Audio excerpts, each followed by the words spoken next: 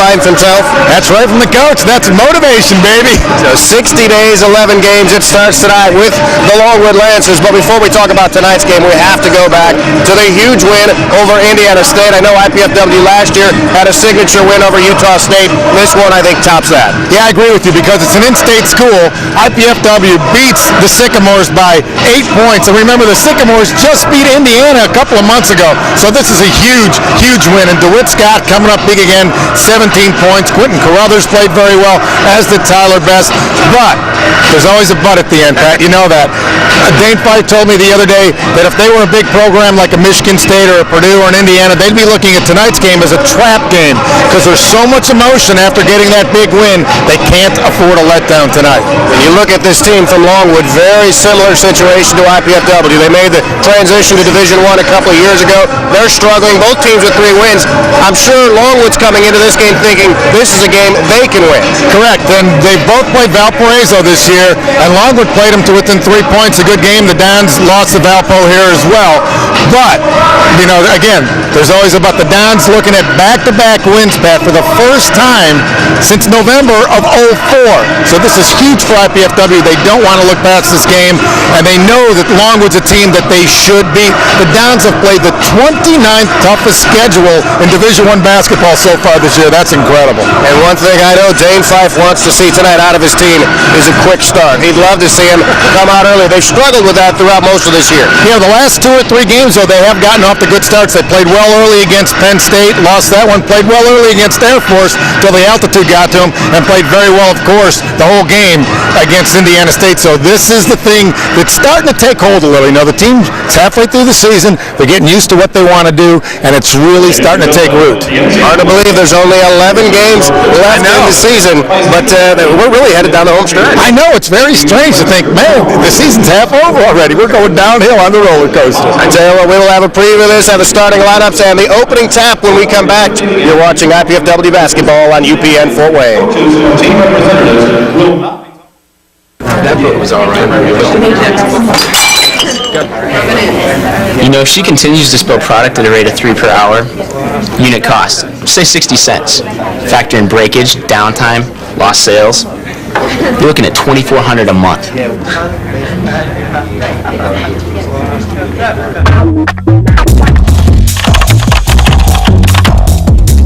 Indiana University, Purdue University, Fort Wayne. One university, 2 great names.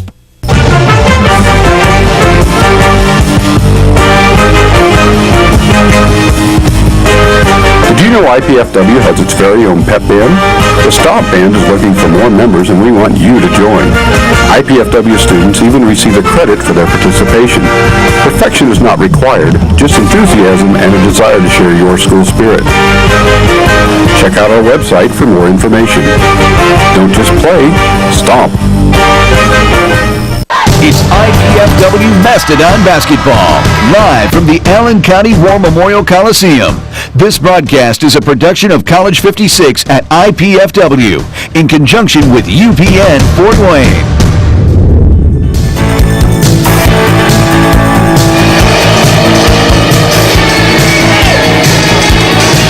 And we welcome you back once again to the Coliseum. Pat Oppen along with Randy Shippen. How you doing there, Randy? Hey, I'm okay. Don't have a nice profile, by the way. We talked about the similarities between these two programs, both making the transition to D1. And until they took off their warm-ups, I didn't quite realize how similar they are because Longwood looks like IPFW on the road. Their road uniforms very similar to IPFW's, pretty much the same color. So this could be a mirror image game. We see Dane Fife and the coaching staff there. That is to his right, that's the associate head coach, Jeff Tungate, who joins us on the postgame. And to Dane's left, we saw Tony Jessup. Pat, starting lineups tonight? Starting 5, you see it there for the Longwood Lancers. We'll get a little more in depth with these players, but the guys you really want to look out for, Michael Jefferson and Maurice Sumter. They're the 2 leading scorers, both averaging right around 13 points a game. As far as IPFW, same starting 5 who we've seen throughout most of the season. The one change, Kyle Savely has taken over for Brad Pompey as the starting guard spot the last couple of ball games. He has provided a lot of spark, whether he's starting or he's off the bench, Pat. And there's the opening tip, and hey, guess what? The anti-Dons have it, the guys in the reverse uniforms. We'll do our best. to describe the action for you. Hopefully we don't get them confused too often. First shot of the ball game is up and in, and it's Maurice Sumter. We told you he averages 13 points, 5.5 rebounds a game, a 6'5" junior. A 3 to start, and I'll tell you what, Pat, I don't know why I'm calling you Don, because I'm watching the Dons, but I watched some tape of Longwood, and these guys are going to force the tempo as much as possible.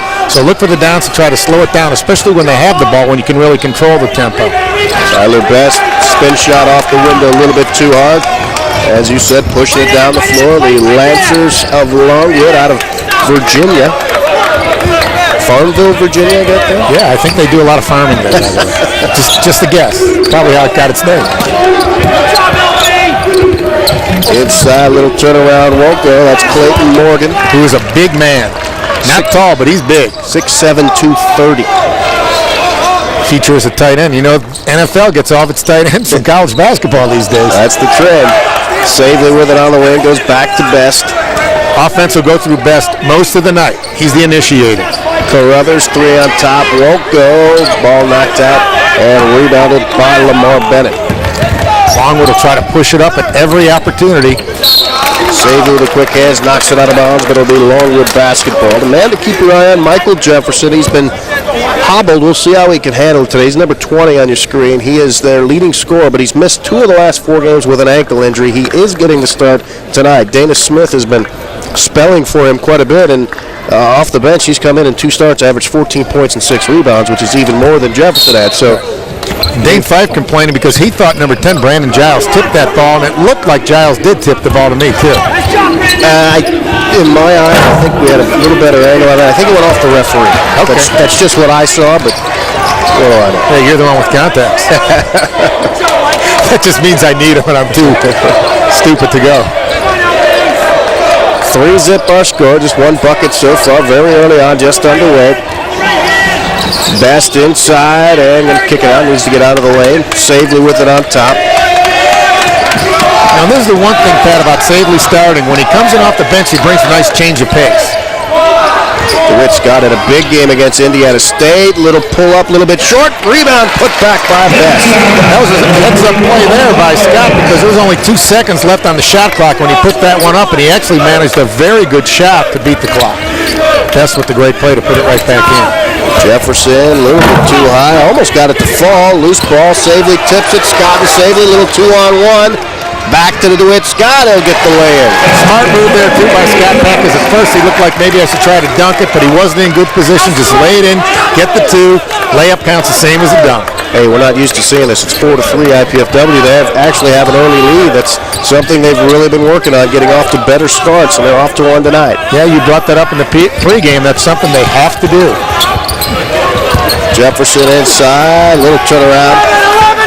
Might have been 3 seconds in the lane there. In fact, that might have been 6 seconds in the lane, but they didn't call it.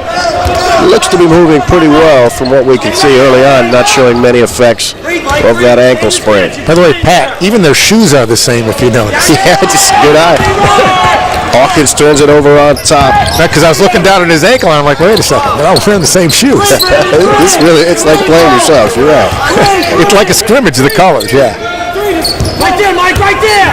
5-4 is our score. Jefferson inside, gives it up, and nice left-hand shot. Clayton Morgan with a deuce. A little gamble on the defense there that didn't pay off for IPFW.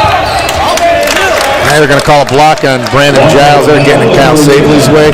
Longwood likes to press as well. They'll be almost exclusively a man-to-man team, pressing and in defense. A lot of teams, will do like a 1-2-2 press and then fall back to a man-to-man, but they go man-to-man pretty much the whole way. You see the shoes there. They all have the same exact shoes on, except for Kyle Savely, who's got the low cuts. But the Dons, Pat, they're opening in the man, but they've been very, very good in the 2-3 zone lately, as much as it's killing Dane Fife to play zone.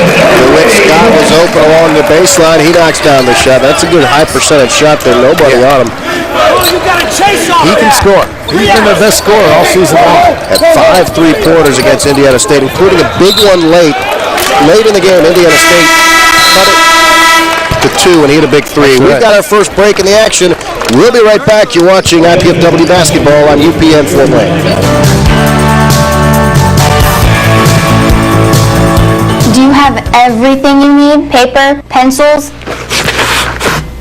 We only ask that you do your best. I made you a snack.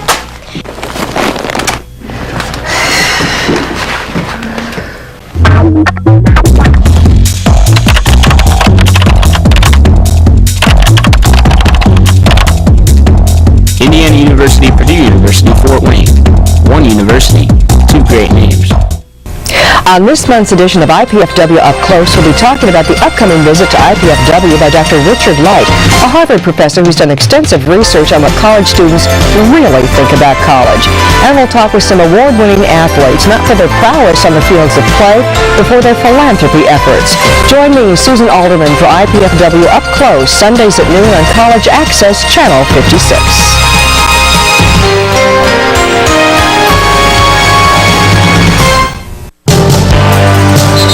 Back in the Coliseum, 7-6. The Lancers on top of the Mastodons. Both teams off to a good shooting start, Randy. Yeah, both hitting 50%, 3 out of 6. The one difference, the Lancers have that one three-pointer, first basket of the game. Just one turnover for IPFW, 0 so far for the Lancers. I got a feeling that'll change. They're averaging about 18, 19 a game.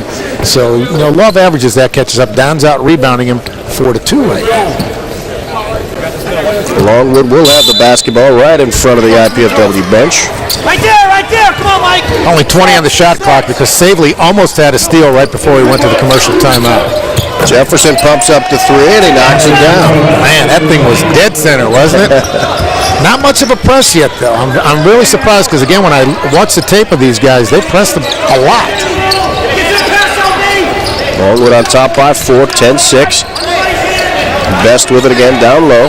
As you said, they're trying to run the offense through him, and he'll take it in and score the bucket over Clayton Morgan. That's a goal for Don for life. Pat, Best didn't have much of a back-to-the-basket game when he got here because even though he's taller, he's one of those guys who played more outside. He's really developed a pretty good inside game. Jefferson with a pass underneath, knocked out of bounds. It'll stay Longwood basketball. Jefferson very athletic. There was a nice pass there. I don't think his man anticipated it, though. And every time I hear Clayton Morgan, you know who I think of first? Clayton Moore, who, played the Lone Ranger. Well, that's before my time. I know who the Lone Ranger is. I don't know who played him. I'm sure you saw the reruns. Yeah, I used to have the doll when I was a kid, but I still didn't know his name was Clayton Moore. But that was used to have the doll, right? Yeah. That was a walk. Yeah, Jefferson got away with one there, perhaps. He'll get the bucket. He's got the hot hand early on. Fife's doing a lot of talking to the officials early. Has he been teed up yet this year? I think just one time. But I don't think he's had any at home. I can't remember one. I've been every game, so.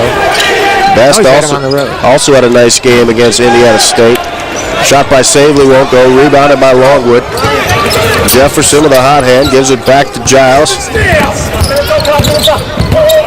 Underneath Morgan, left hand scoop. Nice play by Morgan. Very good pass again too, Pat. Pompey lost it out of bounds, but last touch by Longwood. I'll tell you what, I think he got away with a foul there too because he was beating the guy off with his left arm so he couldn't get to the ball. DJ Posley, the freshman who played very well in our last broadcast, and has seen his minutes increase since then. It's two things to get more playing time. Of course, you got to do well in the games, but what we don't see enough of, and most people at home never see, it's practice. They're big on what you do in practice. DeWitt's got the drive, the bucket, and the foul. I don't think the ball went in. I thought the ball bounced out. Okay. You know what? I thought it was going in, so I looked over at the ref and I saw his hand come down. I thought he was signaling that it went in. Just keep your eye on the basketball, Pat. Big fella getting set to check in. Chad Cosmo. Go ahead, Randy. I know you're going to say something. Is he related to Kramer? I knew you had to say something. When he comes barging in, does he go, "Hello, Jerry"? DeWitt's got one thing I'm noticing with DeWitt, Randy. You've seen a few more IPFW games than I have, but he's really making it a point to attack the basket. Yeah. That's like the third time he's attacked the basket early on in this one. Remember, though, the last couple of games, all he did in the first half was shoot threes. Then in the second half, when he went back to attacking the basket, he played much better. Nice to see him coming out in the first half tonight, shooting the shorter shots. Gets 1 out of 2. It's 14-9, Longwood on top. Nice job, Chad! Cosmo 6'11". He's been battling some injuries, but he's in there right now. He's got a 2-inch size advantage over anyone else in the game. And a shot from the outside, another three with a soft touch. Lamar Barnett get that one. And I'll tell you what, I think that was another travel the Lancers just got away with there. The crowd was screaming for it. Dons find themselves in a hole, down by 8 points early on. That 4-3 was a little deceiving. Inside, Best will get the bucket and a foul. Amazing to see the difference in the styles, Pat, the contrast. We talk about how their uniforms, home and away, they would be virtually the same, but you see Longwood shooting a lot of threes. Longwood's taken 4 already. The Dons working the ball more inside, being much more effective on the inside, and usually if you can play well inside early, that'll open up your outside game, and that's the way the coaches like to see you do it. Work from inside out, not outside in. Best with the three-point play. He's off to a quick start with 7 points. He and DeWitt Scott with all 12 of the points. Best with 7, Scott with 5. Dons just need to pick up the defense a little right now. Remember that. Barrett hits another shot. 2 in a row for him. That's 8 out of 11 for the Lancers, and the Dons held Indiana State to 32% shooting the other night. Remember, they only gave up 46 points in the game. They've given up 19 points in 7 minutes here. Go figure. Longwood playing with a lot of energy. They're in the middle of an 8-game road trip. And that's something IPFW has coming up. Great move there by Tyler Best to drop step. But after Monday's home game against Tri-State, the Dons pretty much saying goodbye until February. Yeah, they have a 7-game road trip we'll get into in a little bit. Best 4 out of 5 from the field, plus a free throw for 9 points. He's keeping the Dons in it right now. Baseline drive and thrown out of bounds off the dunk. I'll tell you what, there have been some, how should we phrase it, unique calls so far and some unique non-calls so far. DeWitt Scott getting his first rest. Quentin Carruthers checking back in for the Dons. Longwood with a couple more substitutions. They do play 10 deep, we're told. Yeah, they said they have 10 guys who play at least 10 minutes a game and another 3-point. Brian Butler, a 6-foot freshman. I mean, they are not everywhere. Yeah, they were throwing them in rainbows.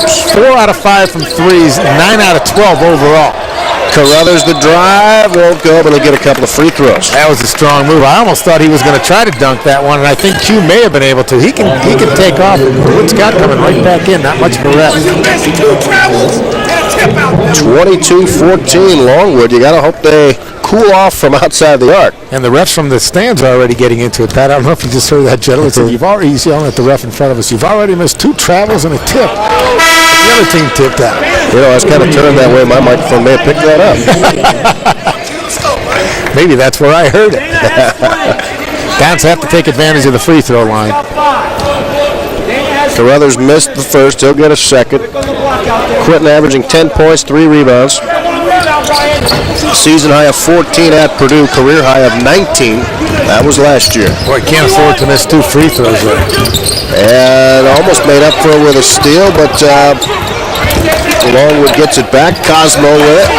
Amazing that the Lancers haven't turned the ball over in 8 minutes. Again, this is a team averaging close to 20 turnovers a game. Jefferson's 3 won't go. Maybe that's the start of a little cool spell outside the arc. Dons need to get a bucket or 2 before we go to the next media timeout, which will be at the next dead ball. Best kicks it out. Little short intermediate jumper by Carruthers won't go. Just a little strong on that one. Not many offensive rebounds for either team. Best got the one early on. That's the only one I can really remember. Well, for Longwood, they haven't really had an opportunity. They've only missed 4 shots out of 13. And I'm telling you, they are firing 3. That was he was almost standing on Dane Fife's shoes there. Yeah, Brian Butler, the freshman, is coming in, and he is just raining them. Man. That first one was pretty deep as well, but not quite that deep. No, that was a solid 25 feet. That was easily NBA range. 25-14, Best gets hit across the face, and will get the bucket and the foul. And we've got a break in the action. We'll shoot a free throw when we come back. You're watching IPFW basketball on UPN Fort Wayne.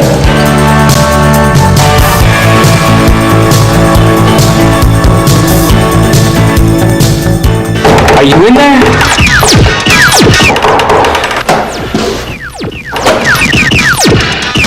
What's up? The show's at 7.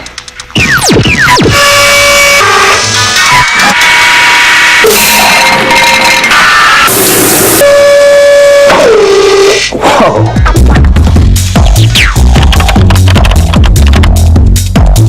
Indiana University, Purdue University, Fort Wayne. One university, 2 great names.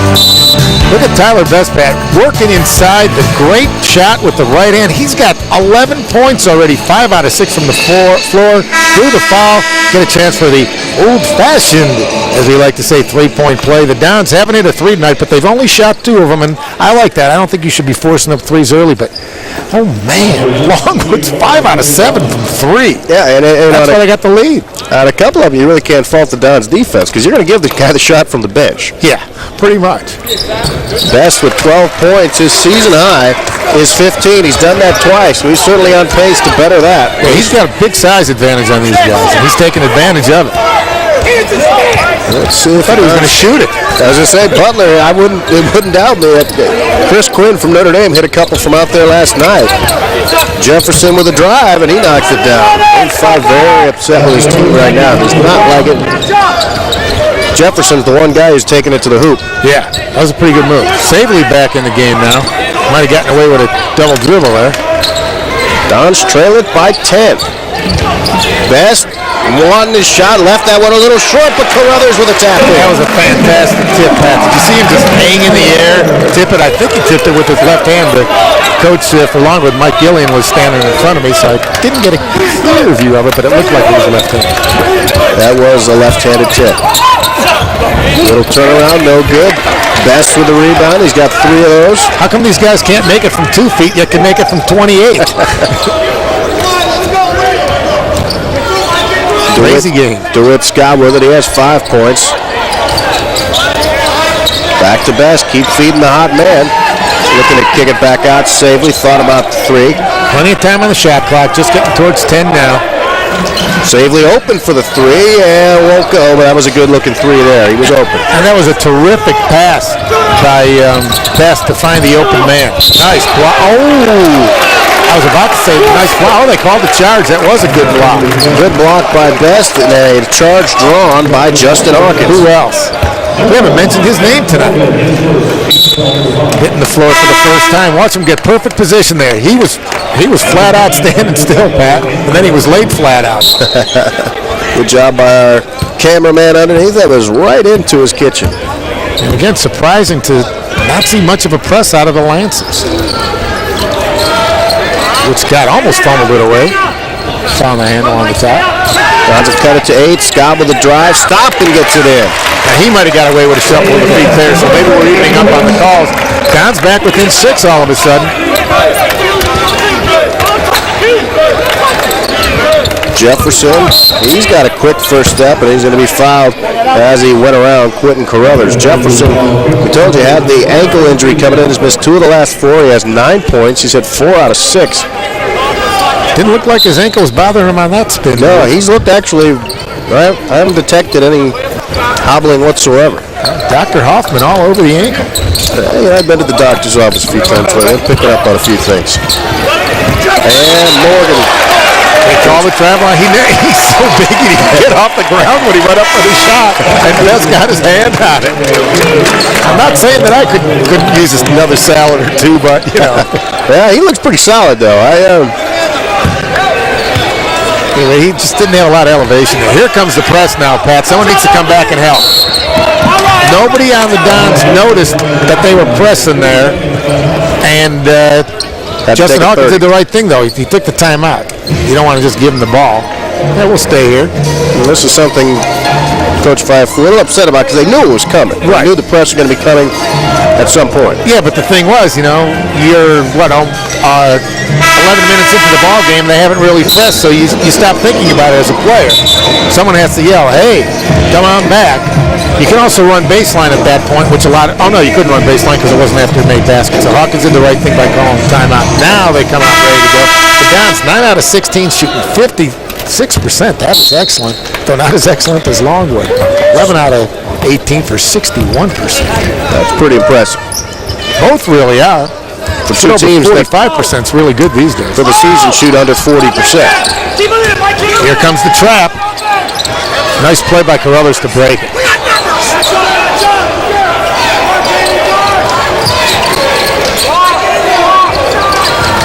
Best working inside, puts it up and left it short, fights for it, won't go. Carruthers put back in the foul. Quentin Carruthers really doing a lot of the things that don't show up in the box score so much right now. Getting the tip, coming in, getting another offensive rebound there. I think the only thing he's upset about right now is missing a couple of free throws, but he can make up for that here. Q with 4 points now. One of the many very good players to come out of Flint, Michigan. Yeah, there's been quite a few. Carruthers 0 for 3 from the stripe.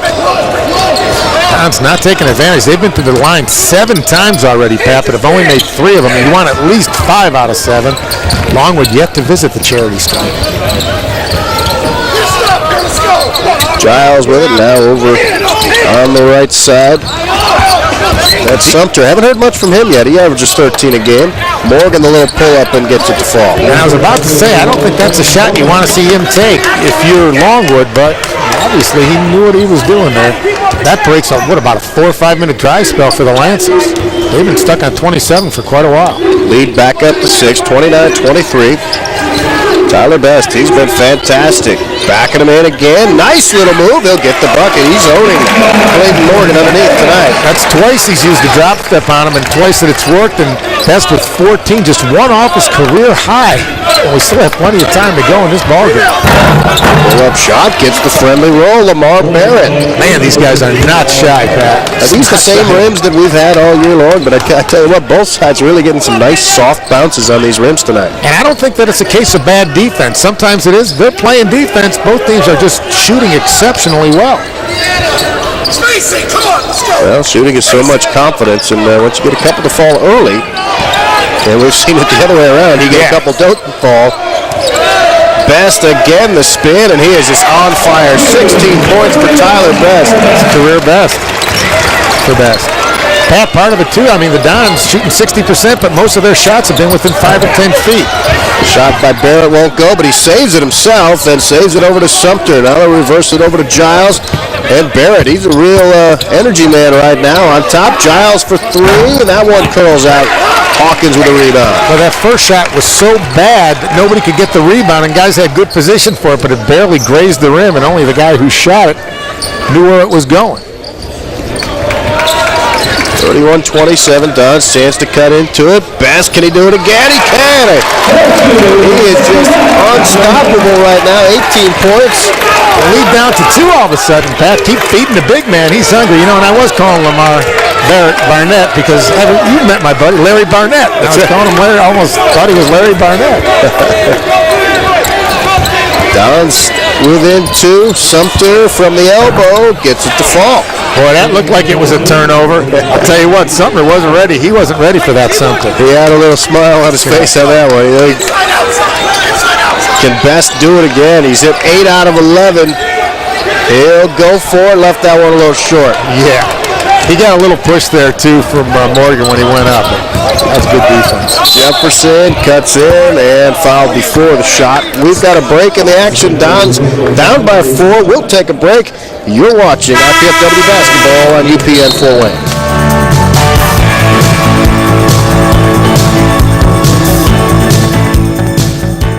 Oh, yes, to the 40, to the 50, to the 40 of Dedham. He's going down the sideline, and it's up.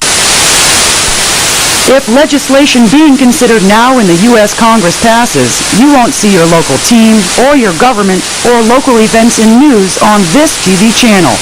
Telecom giants want to end the funding source for this and other local channels. And with such action, end your rights to watch or produce local programming. Don't let local access become won't see TV. Go to SaveMyFreeSpeech.net or AllianceCM.org now and learn how you can help. Become informed and contact your representatives in Washington. The time for your action is now. Otherwise, this is all you'll see here soon.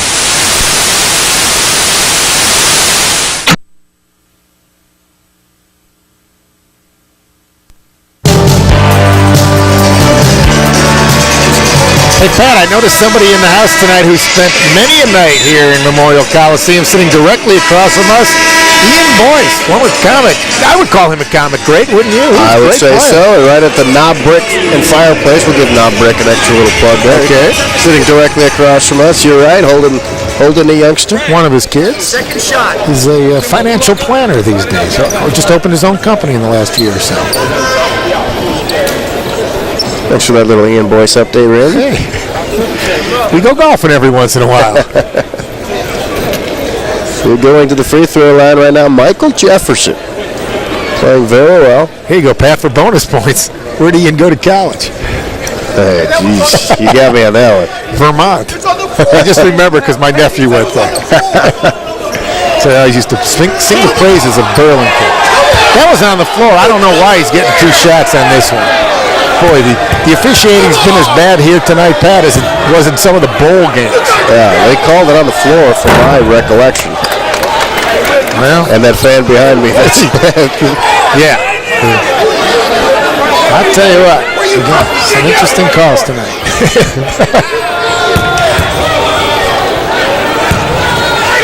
But you know what? If you're the player, they hand you the ball and say, go to the line, you do. You don't question it. Jefferson will check out with 11 points. He'll get a little breather.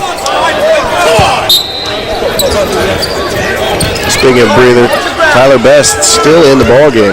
Well, that's one thing you talked with Coach Fife on Wednesday about his conditioning. Yeah, he said it's I watched a little of the Day in Fife show. Said it's getting a lot better, and the thing is, Pat, when you're hitting shots, you want to stay in the game.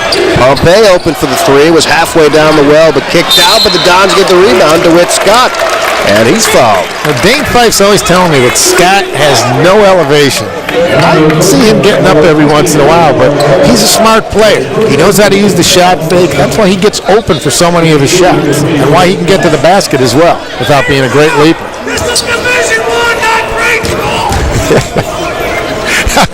If you hear us laughing tonight, it's because the crowd is just excellent. And we encourage you fans. You know, we love that you watch the games, but come on out here and catch one in person. They're even better in person. Absolutely. They really are. Yeah, you really, honestly, you need to come out and I'm not going to tell you have to come and support the home team, but come and check them out. Give them a chance at least. I think you'll be pleasantly surprised at the quality of play. Basketball. Scott gets a couple of free throws. He shoots 88% from the line. Every coach loves to see that. He's really been a good player from the very first game of the season, Pat. You know, going in, remember we talked to Dane a couple times, and he was really concerned about where they were going to get points, and Scott told me a couple games in, he goes, I always knew I was going to score. He just didn't know. And another deep 3, and I don't know if you can see Coach Fife's reaction or not. You can sort of see it there on your screen. He's laughing. His head's still down. Well, I was about to say, seriously, Fife had 1 foot on the playing surface over there on the bench. It's like, Dane, you better watch out because Butler's right over in that range. You might get in his way. Yeah. Great play there by Brad Pompey to break that trap. Got it across to the open man. They worked it inside, and I think that's a 17th foul. So DeWitt Scott's going to get a 1-and-1 here. So Brian Butler has been tremendous tonight off the bench. Either that or they called that a shooting foul. No, that's a 1-and-1. They just haven't put the foul up there. Yeah, and Coach Gillian is saying 6. He is their leading three-point shooter on the year, but at 35%, 28 out of 80. Tonight he is 3 for 3, and not one has been under 22 feet, I don't think. There's just been a lot of miscommunications between the entire officiating crew right now, and then just the 3 officials, and then them trying to get it across to the coaches and players as well. Sumter 3 won't go. Loose ball will go back to Longwood. I'll tell you what, I thought they were going to call Dana Smith, who's one of their better players off the bench, good shooter. I thought they were going to call him for going over the back there. That was very, very close. Smith, as we said, started a couple of games in place of Jefferson and averaged 14 a game, so he certainly earned himself some more minutes. A lot of standing around by Longwood there. Zelko block shots into the game, giving the Dons some more height and doing a good job keeping his hands straight up. Blocks there, 2 blocks now for the Dons. Amazingly though, Pat, only 1 turnover for each team so far. We're talking after 16 minutes of play. Best with the little jumper. He has reached the 20-point mark in the first half. And the lead back down to 3. Let's not forget about that. The Dons were down by 12. You can just see the body language of Tyler Best right now. It just seems much more assertive. Butler for his 4th 3, and finally one won't go. Knocked out of bounds. It'll be Dons basketball. We've got a break in action. We'll take a quick timeout. We'll be back. Dons trailed by 3. You're watching IPFW basketball on UPN Fort Wayne.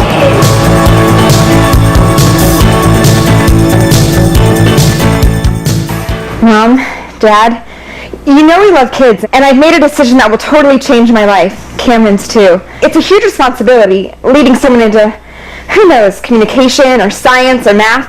That's what life's all about, right? Learning so you can pass on knowledge to younger minds. Dad, Mom, I want to be a teacher.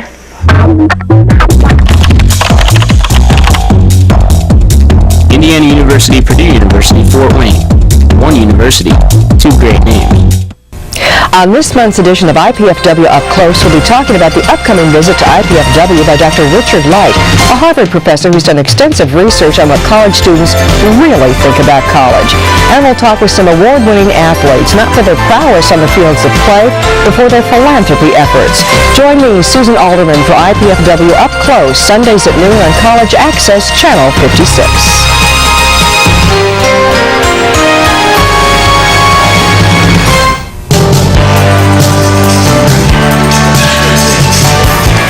Look at Tyler Best, Pat. He's got the whole package working tonight. This time he just turns around, faces up. You know what? Morgan's looking for the spin move or the drop step, and he just says, I'll just take the 12-footer and swish it. Best 9 out of 13 from the floor, 2 out of 2 from the line, 3 rebounds. He's got a block shot. He's got 20 points. The only thing he needs, Pat, is an assist. Something tells me he's going to be sending this tape home. And that's one of the reasons the Dons only have 4 assists so far and 14 baskets, because Best is getting so many inside. He's being fed the ball and he's just making the move. Whereas, how about this? 10 assists on 15 baskets for Longwood. That's a very, very good percentage. Basically, they're just passing around the perimeter and firing up the 3, so you get the assist. But it's an assist nonetheless. 3 on the way, DeWitt Scott knocks it down. And guess what? We got us a tie ball game all of a sudden. DeWitt Scott not doing badly tonight either. He's got 14. He made a good point during the break. Pompey going for the steal. Ooh, just stepped out of bounds. Dave Fife was literally right on the ref's back on that one. Hey, when there's a steal, Fife's always involved in that. You know, that was one of his fortes at IU.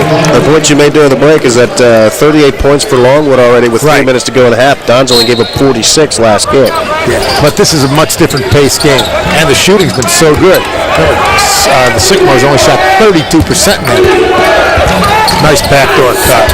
And Jefferson missed it inside, though, and Pompey with the rebound, something he does very well from his guard position. Well, Jefferson should have backed out to about 24 feet and fired it. He probably would have made it.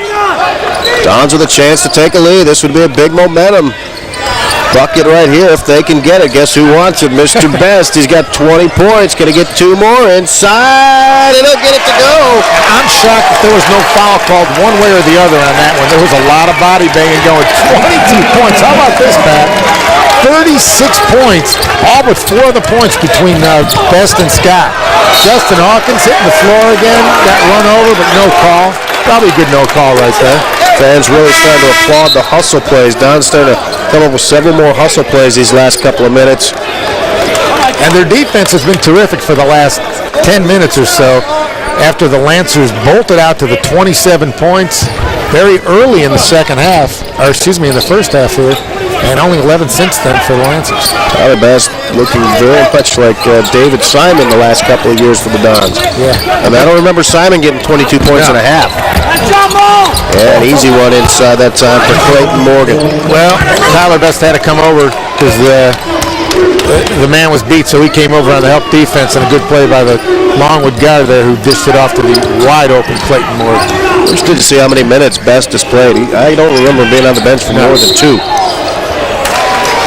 Boy, he had a little guy on him there. Kirk Williams is only 6'6", 180 pounds, and he did the right thing to get right to the basket. Now he's going to get free throws out of it. He's one guy that probably looking forward to the rest at halftime, but someone who probably doesn't really want the halftime to come because he's so hot. Yes, it's one of those, as we like to say, it's a dichotomy. Okay. Well, you're conflicted about it. Yeah, you want the rest, but you want to keep playing because you're playing so well. Q coming back in, that would be Quentin Carruthers coming in for Brad Pompey. Tyler struggled from the field this year, shooting just 36%. Tonight, 10 out of 14, so really coming on these last several games. 2 out of 3 from the line. 68% on the year from there. Gets that one to fall. 23 first half points for Tyler Best. That's pretty good. Down by a point. I really thought at number 3 there, Kirk Williams was going to shoot that ball when he was about 25 feet out. Morgan pass underneath and won't go inside. DeWitt Scott, who you say can't jump, gets another rebound. But you see how Best changed that spot? That shot, he might have gotten a piece of it because I think they gave him a block on that. 5 rebounds for DeWitt Scott. Best spin inside, thought about the window a little bit too far, gets it back. Pass underneath, and shot won't go that time for Carruthers. I didn't have a good view because, again, Coach standing up, and Carruthers, I thought, might have been fouled on that. Best is definitely getting tired now. You could tell on that last shot it wasn't even close. Little turnaround won't go, and Hawkins snares the rebound. Justin Hawkins may not be doing much on offense. He hasn't taken a shot, but he's, as always, he's playing his solid defense.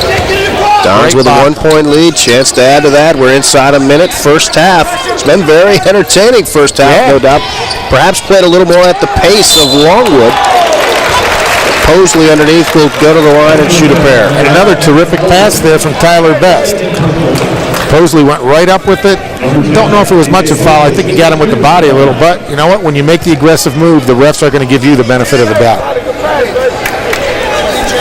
Mosley just, he needs to get a little stronger to play college basketball, Pat. I mean, obviously he's playing college basketball, but he's very thin. How you and I used to be. We got him with the body. I once was extremely thin. As was I. Scrawny would probably be a better word to describe me. Stick man. Pretty much. Dons really need to take better advantage from the free throw line. That is now 9 out of 15. Not a bad percentage, 60%. You want to be up closer 75 or 80. They lead it by 2. Longwood will take a quick 30-second timeout. We'll keep it right here. Dons 42, Lancers 40. Dons on the season averaging 62 points a game, so they're 20 points away from their season average. Yeah, with 40 seconds left in the half, 31 on the shot clock, the Dons are going to get the ball back. I mean, the Lancers could try to fire one up real quick and hope they'd get a 2-for-1, but chances are they wouldn't have too much time left, so I think they'll just play it straight, try to use some clock here and look for a good shot, probably a 3-pointer. And I got a feeling that Coach wants to take a 3, and maybe you can go into halftime with the lead. Dons have only taken 5 of the 3-pointers tonight. They're 1 out of 5, but they have been pounding it in to Tyler Best, who has 10 of 15 shooting. Yeah, so if they're 1 out of 5 from 3, they're what, 15 out of 23. That's pretty good. That's pretty good shooting inside. 2 points. Taking their time here, the Lancers. Who's going to shoot the 3, Pat? Uh-oh. Almost a turnover. I'm just glad Butler's not in there. Ooh, boy, that looked like a clean block by Quentin Carruthers. And for the first time, we're seeing a little sign of Jefferson showing a problem with that ankle. Came down a little gingerly that time. Yeah, and that's 2 fouls on Quentin Carruthers. Good move here by Dane Fife. Yeah, we saw it on the replay. That looked like a good block. So Fife going to get Carruthers to the bench, so he has no chance of picking up his 3rd before halftime. Brad Pompey ready to come back in. Jefferson misses the free throw. He leads Longwood with 11 points. Of course, that puts him 12 points behind Tyler Best. And DeWitt Scott with 14. You're getting 2 career-type performances out of those 2 players. Scott's had some big games this year. He had 17 last time out. He's had some 20-point numbers. He had a high of 26 earlier against Valpo, but still, with 14 in the first half, he's on pace for 28. Jefferson moving very poorly on that ankle right now, Pat. Man, that's why they just took him out. He's going to have to get that retaped. Here comes the press. Hawkins dribbles out of it ahead to Posley. Careful around that timeline. That was a freshman mistake right there. Butler and the deuce that time by Dana Smith. Costly turnover there. That was a bad mistake there by Posley. Still got 10 to go. Pompey through the defense. A little too high to Best. Loose ball. And still got 2 seconds to go. Still the heat. It was good if it went. It was a hair away from the taking the lead at the half. Dane Fife probably pretty happy overall with the first half, but a little upset there at the end. But his team will take a 1-point deficit into the locker room. Very entertaining first half of play. Lancers lead at 43-42. Randy and I will take a break. We'll come back. Randy's halftime guest will be the athletic director for IPFW. We're talking to the Pope tonight. Yeah, I think he's going to be happy about some grades that recently came out. We'll talk about that when we come back. You're watching IPFW basketball on UPN Fort Wayne.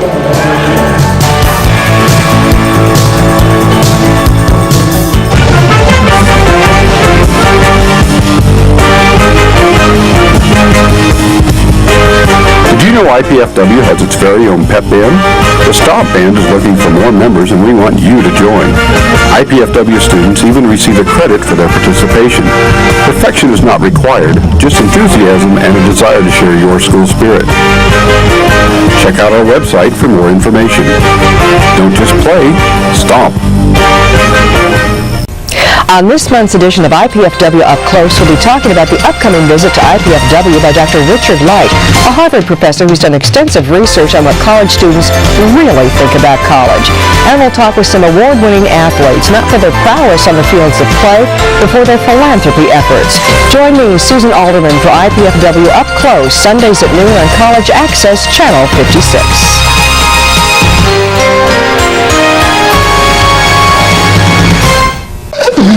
Pizza! I must eat. No way. Well, what is this? Capsicum annum? Agaricus bisporus? Allium cepa? Can we eat this? Peppers, mushrooms, and onions. Eat your pizza, man. Funny. Indiana University, Purdue University, Fort Wayne. One university, two great names.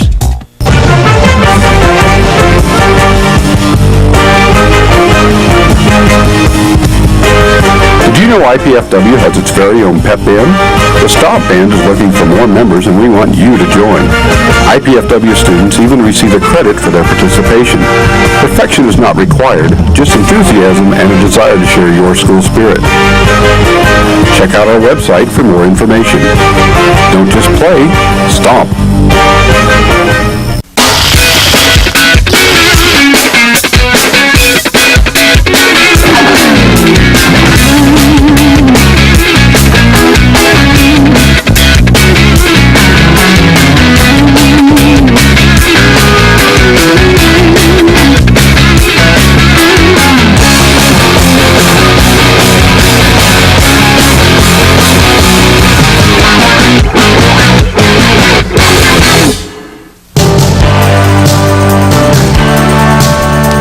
Ten seconds, Randy.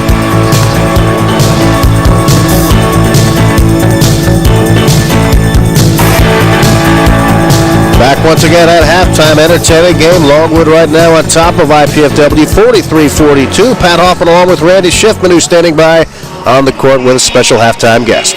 All right, thanks a lot, Pat. Hey, Mark, I know before we start talking about this game tonight, there's something you're truly excited about with the athletic department here. The grades just came in from the first semester, and I understand they were better than good. I can breathe a sigh of relief. There's always that time period right after finals and before I get the grade reports to where we stand. The last 4 semesters, we've had 3.0 GPAs, and you just hope that you can get another one, and we sure did. We hit a 3.08 GPA across the department, and that's a record for us. And you also told me, what was it, 63% of your student athletes had a minimum 3-point grade average? Out of our 211 student athletes, 63% had a 3.0 or better. We had 27 4.0s. And the funniest thing I saw all week long was Arnie Ball, volleyball coach, and Billy Gernon, baseball coach, are in the hallway playing liar's poker with each other, talking about, well, this guy, he got a B, but he may be getting an A. He's got to talk to the prof, because they're battling for high GPA on the men's side, and that's a new honor for both of them. And what would be average, like for a university? What's average across the country? The way I've been able to look at it, I would say that 2.75, 2.8 is your typical GPA for a Division I program. To have a 3.0 5 semesters in a row, Stanford's done it, Duke's done it, Notre Dame's done it. I couldn't find anybody else. Okay, that's pretty good company. Now, speaking of company, I know you want to be the company of a conference ASAP. Absolutely. The win over Indiana State, I think that's the biggest in school history. What did that do for you guys to get you pointed in that direction? Well, we got noticed. I've received a lot of emails this week and a couple of phone calls from people saying, wow, or I can't believe it, or how did that happen, or what's going on? But it was all good, positive stuff. There was a great article on CBSSportsline.com, and if you go to CBSSportsline.com and go to Greg, help me with Greg's last name. I can't remember. Greg Doyle's. Okay, Greg Doyle's article. He has a great article on Dane and on the program and how big the win was, and it really is true. And that's getting national notice across the nation. So we're very, very proud of it. The thing Dane preached all week long is no letdowns. And I think you're proud of that article too, because it gave you a 4.0 for hiring him. I'll mention that right up front because he won't mention it. 4.0 I've ever gotten. So even on an 8-point scale, like I used to say I had. Now about this game tonight, though, the one thing that surprises me, gave up 46 against Indiana State, gave up 43 already in the first half tonight. Not good. Well, they're shooting lights out, and Dane went into a 2-3 zone, and we had a couple of guys from Virginia shoot lights out. That little number 12 was a freshman. Everywhere they're shooting it. I don't want to play that kid anymore. And 20 Jefferson has been hobbled with an ankle injury, and he's obviously come off of that, and he's playing well. So we're going to have to. I think the zone's going to have to go bye-bye. And it's a new year, which means you have some new sports starting up, especially volleyball. The men, they're getting ready to rock and roll, and I understand this could be a Final Four type team Arnie has this year. Well, I don't know about that, but I do know we ran out of ice today because Arnie's in his two-a-days, and these guys came over. They're sitting over here in various states of disrepair right now.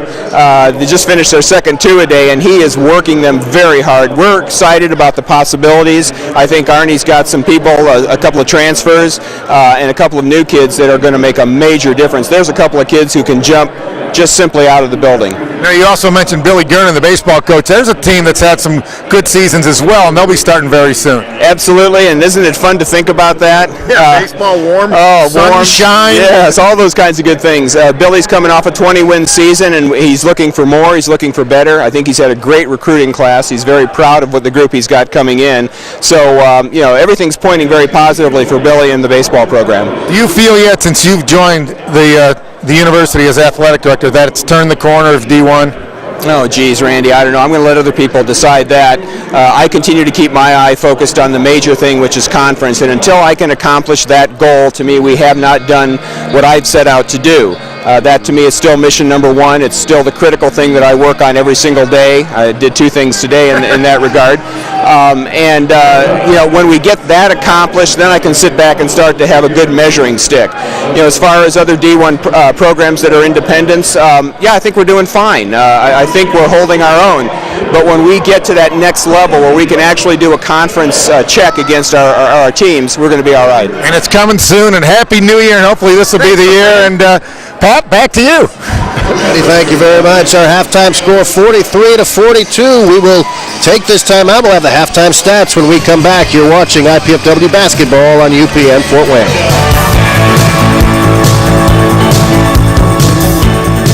That vote was all right. If she continues to spill product at a rate of 3 per hour, unit cost, say 60 cents. Factor in breakage, downtime, lost sales. You're looking at $2,400 a month.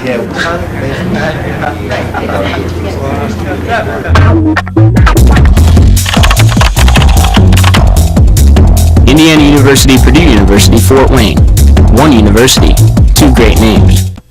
Oh, yes, to the 40, to the 50, to the 40 of Dedham. He's going down the sideline, and it's up! If legislation being considered now in the U.S. Congress passes, you won't see your local team or your government or local events and news on this TV channel. Telecom giants want to end the funding source for this and other local channels. And with such action, end your rights to watch or produce local programming. Don't let local access become won't see TV. Go to SaveMyFreeSpeech.net or AllianceCM.org now and learn how you can help. Become informed and contact your representatives in Washington. The time for your action is now. Otherwise, this is all you'll see here soon.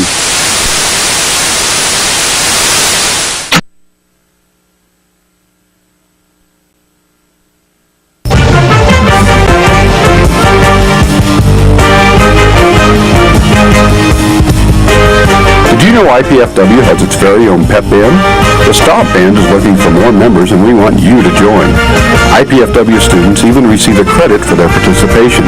Perfection is not required, just enthusiasm and a desire to share your school spirit. Check out our website for more information. Don't just play, stomp. On this month's edition of IPFW Up Close, we'll be talking about the upcoming visit to IPFW by Dr. Richard Light, a Harvard professor who's done extensive research on what college students really think about college. And we'll talk with some award-winning athletes, not for their prowess on the fields of play, but for their philanthropy efforts. Join me, Susan Alderman, for IPFW Up Close, Sundays at noon on College Access, Channel 56.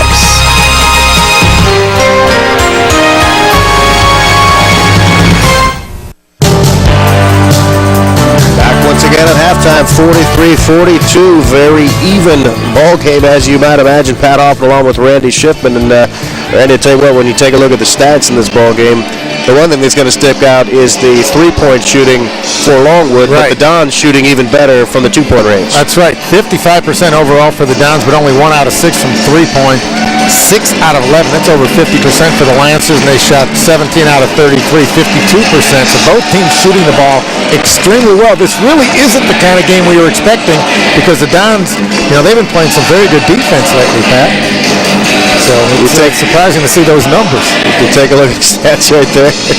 That's the best I've looked in a while, by the way. 16 out of 29. That's pretty good. Dane Fife will take that anytime. Of course, he'd like to see a little better defensive effort. But in his team's defense, I mean, some of those threes, you are not right. You want them to shoot those threes. Brian Butler has hit 3 out of 4, and probably from a combined 70 feet. You can't guard guys when they're 25 feet out. You got to let them shoot it because they're going to miss it most of the time. So you got to let them take that. But you know what? He's got to be happy with the way they're shooting the ball. And I'm sure all he preached at halftime was defense, and maybe a little more defense. And if they play good defense in the second half, they'll win this ball game. They're trying to win back-to-back for the first time in 14 months. Yeah. As far as individual scoring, look at that big number, 2-3 by Best, and that is apropos right there. 23 points, and DeWitt Scott with 14. The 14 gets overshadowed, and that's a great half. That's a good ball game. Like to see a little more balance there, maybe in the second half, get a few more people involved. But we will take a timeout. We'll have more in the start of the second half when we come back. You're watching IPFW Basketball on UPN Fort Wayne.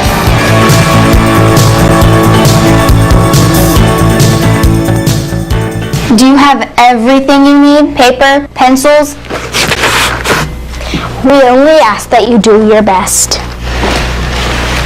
I made you a snack.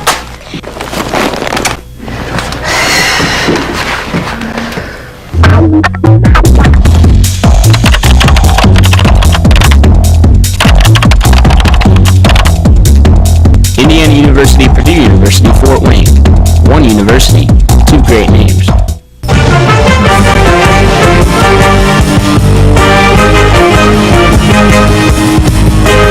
Did you know IPFW has its very own pep band?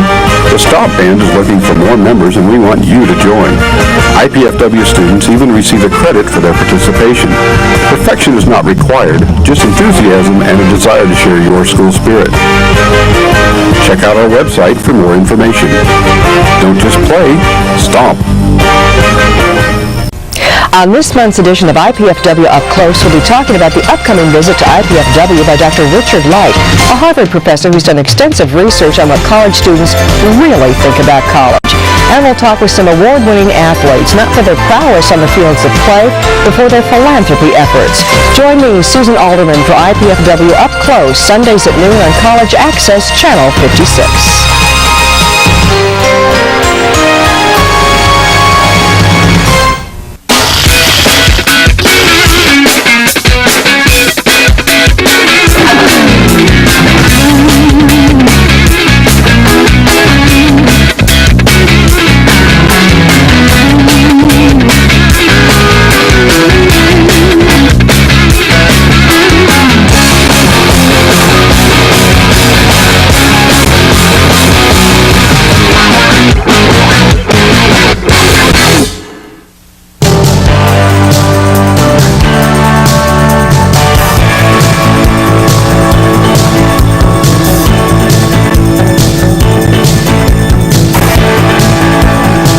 Back once again, 1-point advantage for Longwood. The largest lead in the ball game, 11 points. Longwood had that 25-14. We've had 4 lead changes. Dons led at 4-3, then fell behind by 11, came back to lead at 40-38, and switched it back and forth a couple of times since then. Points in the paint, Dons with a 20-12 advantage, and one thing that kind of sticks out, both teams only with 2 points off turnovers, so both teams doing a great job in the turnover department. Yeah, very few turnovers in the game, 2 by the Dons, only 3 by the Lancers, who've turned it over a lot, averaging, I believe it's 18 a game. But Pat, remember right before halftime, the Dons had a 1-point lead and looked like they'd go into the locker room with the lead, and a turnover by freshman DJ Posley. Dons had a couple of shots in close, couldn't get them to fall. Michael Jefferson does get the start here in the second half. He looked hobbled at the end of the first half. He's been battling that ankle injury. He leads the Lancers with 12 points. He came out noticeably limping, but he does get the start, probably trying to loosen it up. They probably got it retaped, too. Shot won't go by Carruthers, but Best with a rebound will get the easy putback. He has 25 points. Best just shoved somebody out of the way to get that rebound. Hey, if they're going to let you play physical. That's right. If they don't call it, it's legal. So the Dons up by a point. Really a key ball game on the schedule here. Hard to say that when you're 3-11, but you know, coming off that big win, you really want to build off it. They've got another home game tomorrow before going on the road for 7 straight. That's right. And the home game Monday is against Tri-State, another game they should win. That could be 3 wins in a row for the first time. I can't remember that far back. It's been a while. I don't mean 7 straight like driving over to Illinois or things like that. We're talking Texas. We're talking North and South Dakota, Virginia. They'll play Longwood, this team here again on the road. So really an important game. We're getting on that seesaw now, Pat. The lead keeps going back and forth, back and forth. Savely cuts in the lane. Little runner won't go. Rebound pulled down by Clayton Morgan. Savely didn't get a lot of minutes in the first half, and for those of you out there who may be joining us for the first time right now during this game, remember we talked about this one being what Dane Fife and his staff are calling, Pat, the beginning of their conference season. The final 11 games against teams their size and their situation. So they're considering their conference season. Maurice Sumter with the easy bucket inside that time. 3-point lead for Longwood. Got to give Longwood a lot of credit, Randy, for the intensity and the emotion that they have played with here tonight. Kind of, you know, I think very appropriate what Coach Fife calling this a conference type game. So both teams really feel this is a game they have to win. Yeah, you know, and the Dons have been saying they think they should win this game, and I'll guarantee you Longwood feels the same exact way. Best steps outside. This is his night. I'm going to have to go buy some lottery tickets for him because everything is going his way. 28 points. Thinking the same exact thing. Not to imply that it's been anything lucky for Best. No. It's just his night. That's right. And the little runner by Jefferson. Ankle doesn't seem to be bothering him too much. He's hobbled a little bit, but he is a scorer. The shooting continues to just be outstanding for both teams in this game. Both still over 50%. And we're in the second half. Best with it underneath, works his way, but steps along the baseline. And that was a dunk there by Carruthers. Practice dunk, but he was going to dunk for real too. I mean, he was wide open. Is this the kind of game you think Dane Fife wanted to see himself in, or? No. I think he knew that this game was going to be a little higher scoring than the last game, just because of the style that Longwood plays. You're going to get more opportunities, you get more shots, there are going to be more points scored. But defensively, I don't think he's happy with his team today. Sumter with a nice move that time. See what I mean? He didn't even have to say anything there. I credit the offensive guy. Well, he beat one player, but where's the help? You got to have help. That's it, Mo. Good job, You always have to know where the ball and the man are. They throw over the defense that time. Jefferson steps on the baseline there going for the steal. Heads up play there by Tyler Best as he was going to fall out of bounds. Just hand the guy the ball. He's standing out of bounds. Let him get the call. Dons trail it by 4, 16:44 to play, second half. Coming up after us on our UPN station, Everybody Hates Chris. I still have yet to see that show. Got to get cable. Well, you know, you have a copy of it that you were supposed to bring back for me, and you never did. Well, that's the first show.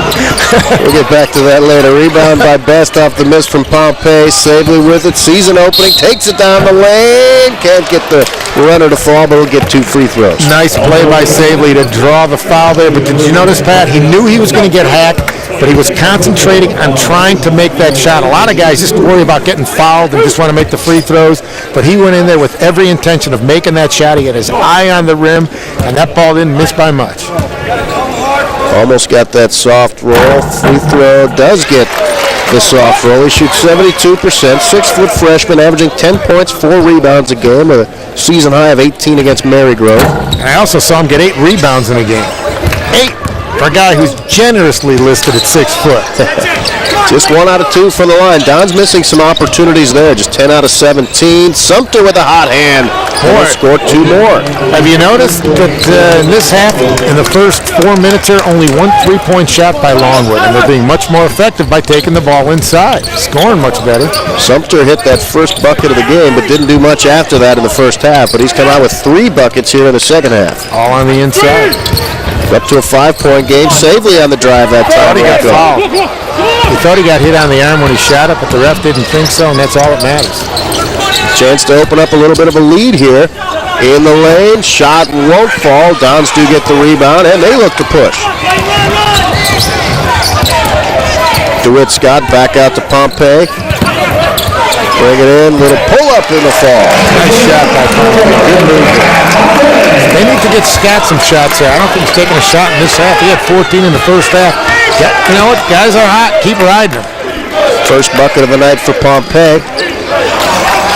Backdoor cut. Nobody's watching the ball again, Pat. Nobody's watching the ball on defense. Jefferson with 18 points. He has hit 7 out of 10 from the field.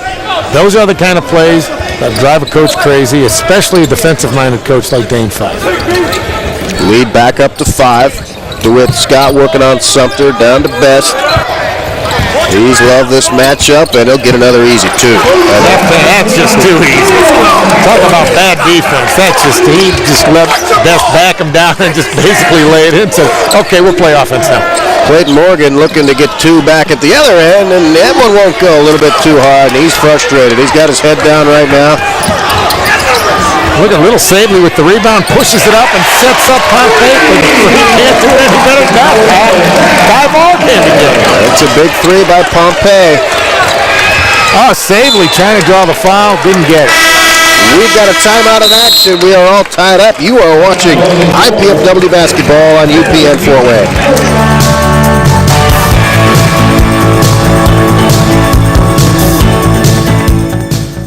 Are you in there?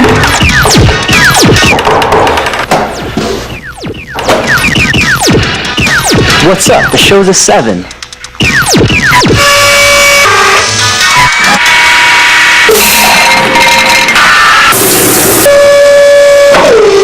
Whoa.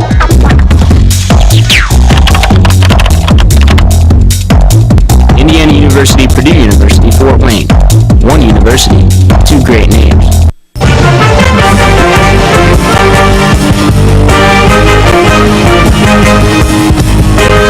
Did you know IPFW has its very own pep band? The Stop Band is looking for more members, and we want you to join. IPFW students even receive a credit for their participation. Perfection is not required, just enthusiasm and a desire to share your school spirit. Check out our website for more information. Don't just play, stomp. On this month's edition of IPFW Up Close, we'll be talking about the upcoming visit to IPFW by Dr. Richard Light, a Harvard professor who's done extensive research on what college students really think about college. And we'll talk with some award-winning athletes, not for their prowess on the fields of play, but for their philanthropy efforts. Join me, Susan Alderman, for IPFW Up Close, Sundays at noon on College Access, Channel 56.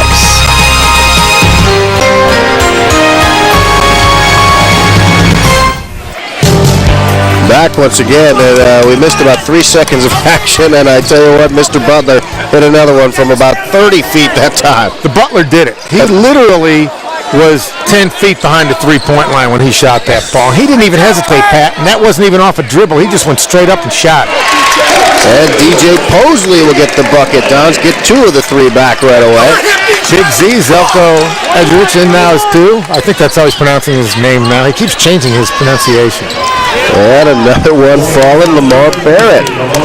Again, these teams are just, shall we paraphrase or quote Dan Patrick, en fuego? Are they en fuego, these teams? I'd say they are definitely en fuego. 54% for the Dons, 57% for the Lancers.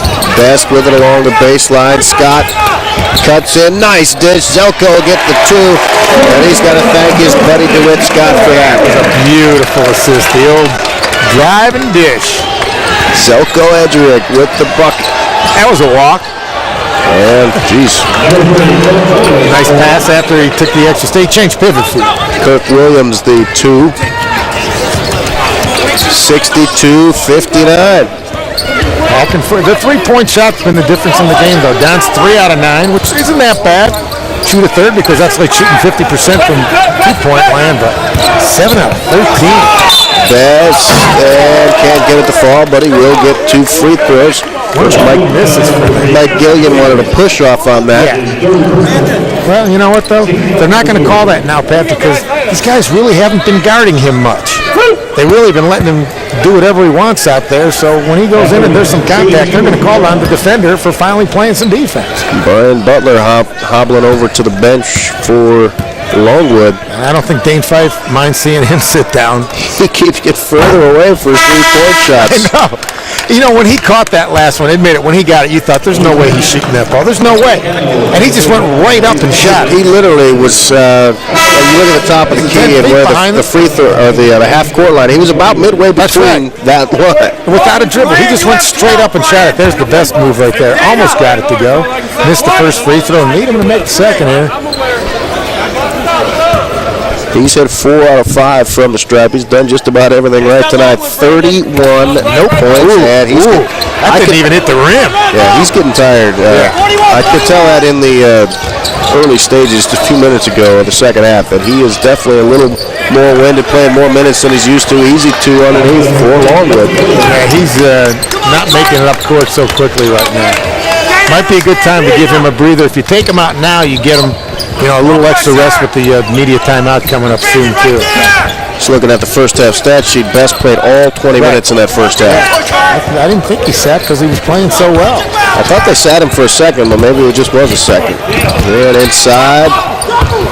Over to Hawkins, nearly stolen away. Hawkins in the corner, 10 on the shot clock. Savely will use the window and get Savely kept moving.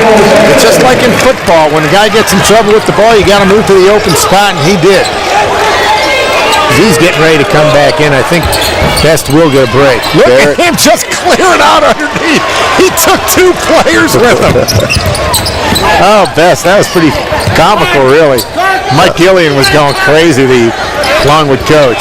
For the tie, won't go by Hawkins. You know what? That's the first shot Hawkins took tonight. That's tough to go almost 30 minutes of game time without taking a shot. Yes, it is. Especially for someone like you, Randy. No, I don't mean tough, to not physically take the shot. I mean it's tough when you finally take one, type to make one. Savely with the quick hands, but his layup won't go. Thought he was fouled. You know, after I complimented him on the other one where he knew he was going to get fouled and tried to make the shot that time, he looked like he wasn't even trying to make the shot because he thought he was just going to get hammered. And he made such a good defensive play, too, with the steal. Just inside 11 minutes to play in this game. Don's trailing by 3. Don's going to the zone now, Pat, the 2-3. Well, Mr. Butler's on the bench. That part's good. 3 on the way, but it doesn't matter who shoots it. Dana Smith that time. And that was from, what, about 23 maybe? Yeah, I mean, you can't spread the zone that far. Pompey in traffic, kicks it out. DeWitt's got for the answer, and he knocks it down. This is truly one of the most entertaining games I've seen in a long time. His first bucket of the second half. He had 14 in the first. He's got 17 now. Another 3 for Smith, and it goes. Is anybody going to miss? Dane Fife is just shaking his head. Longwood can shoot the 3. And make it tonight. 9 out of 16. Don's at 4 out of 11. We've got a timeout in action. Foul call against Longwood. We'll take a break. We'll be right back to watching IPFW basketball on UPN 4A.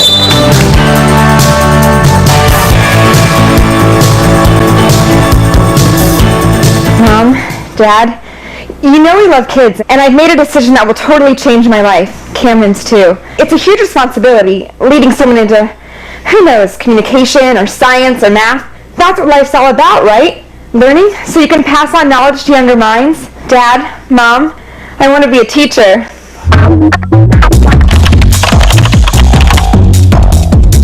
Indiana University, Purdue University, Fort Wayne. One university, 2 great names.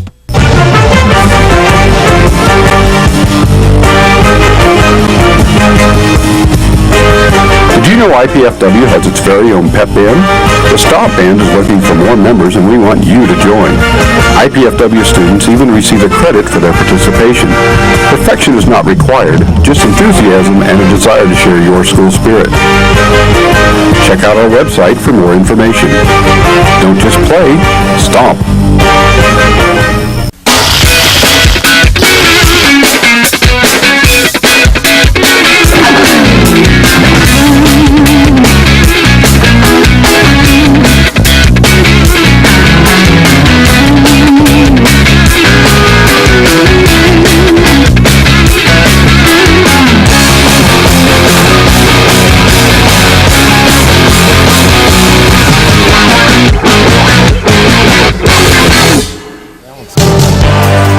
Don's to inbounds, and tip nearly stolen away. Don's get it back. Shot won't go. Nice rejection that time inside by Longwood. Edgeworth's had trouble getting that one in. Quentin Carruthers made a good cut, but shot was blocked on the way to the basket.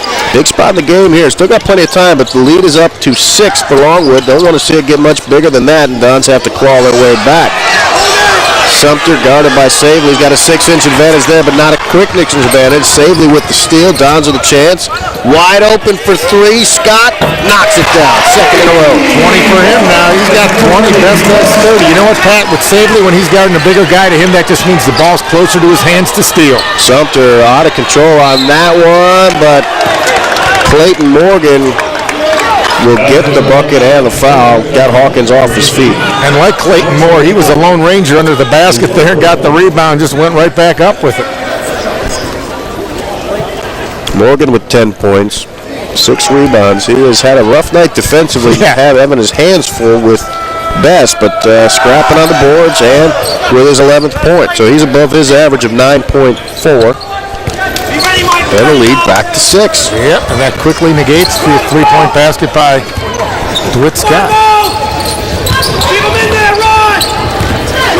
Big game for IPFW, trying to go with back-to-back wins, have a 2-game homestand. Terrific move by Quentin Carruthers. Cuts the lead down to 4. Savely's getting pumped now for the first time all night in the last 5 minutes or so. He's seemed like the player he has been all season. I don't know why, but I just still think he's a little better coming off the bench right now in his career.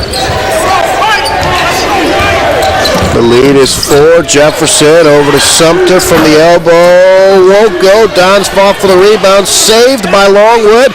Dons with a chance here, don't have the numbers. Carruthers will pull it up on the wing wisely. Good patience right there by Quentin Carruthers. That's an experienced player. He's the most experienced guy out there, he and Hawkins for IPFW. DeWitt Scott has been the shooter with Tyler Best getting a well-deserved rest to get himself ready for the home stretch and safely threw it right to Sumter that time. That's one of those unforced turnovers. Look at Hawkins get back, though. And he fouled Morgan. That was pretty close. Dons have had very little foul trouble tonight. In fact, they only committed 3 in the first half. But when the other team is shooting most of their three-pointers, that's what happens. They, being Longwood, have slowed down on shooting the threes. They're 9 out of 16. I think they were 6 out of 11 in the first half. So 3 out of 5 in the second half, that's still pretty good. Yeah, you're right. It just seemed like they haven't been firing up as many. Yeah, Best just came back in, by the way. A little surprising since we're getting close to another TV timeout. Turnover there. Quentin Carruthers comes up with it again. Longwood's a team that's averaged 18 turnovers a game. That's only number 6 on the evening, so form holds true. They've got a few left in them the rest of the way. Don's chance to cut it inside 4, but they turn it over themselves. Try to force it inside the Best. And that's the exact word there, Pat. That was a force. And a long 3 that time by Butler. That one won't go. You know what? The Wood Scouts sure seemed like he got up pretty high on that rebound, didn't he? I'm going to have a talk with Fife about that. By the way, Fife told me he's never dunked the ball. Never? He's 6'4". They listed him at 6'6". They told me he's actually like 6'3". Tell me he's never dunked. DeWitt Scott, he has had the hot hand. He's hit 2 threes his last 2 shots. Taken inside. Carruthers' little turnaround. The lead is cut down to 2. The Dons making their move here with just over 7 minutes to play in the game. 73-71. Nice assist there by Tyler Best. Crowd starting to get into it. Nice crowd here tonight. He's open. I'm surprised he's not shooting that one. Well, he missed his last one, did he? Yeah, but that's the range right there. Oh, they're going to call a foul. And we've got a timeout in action, 2-point game. We'll be right back. You're watching IPFW basketball on UPN Fort Wayne.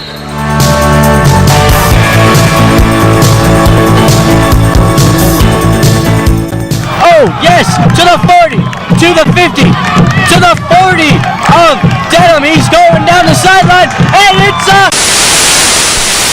If legislation being considered now in the U.S. Congress passes, you won't see your local team or your government or local events and news on this TV channel. Telecom giants want to end the funding source for this and other local channels. And with such action, end your rights to watch or produce local programming. Don't let local access become won't see TV. Go to SaveMyFreeSpeech.net or AllianceCM.org now and learn how you can help. Become informed and contact your representatives in Washington. The time for your action is now. Otherwise, this is all you'll see here soon.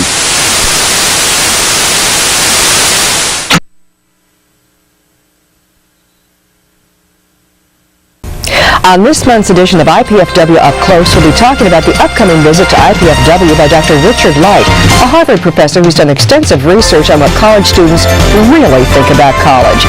And we'll talk with some award-winning athletes, not for their prowess on the fields of play, but for their philanthropy efforts. Join me, Susan Alderman, for IPFW Up Close, Sundays at noon on College Access, Channel 56.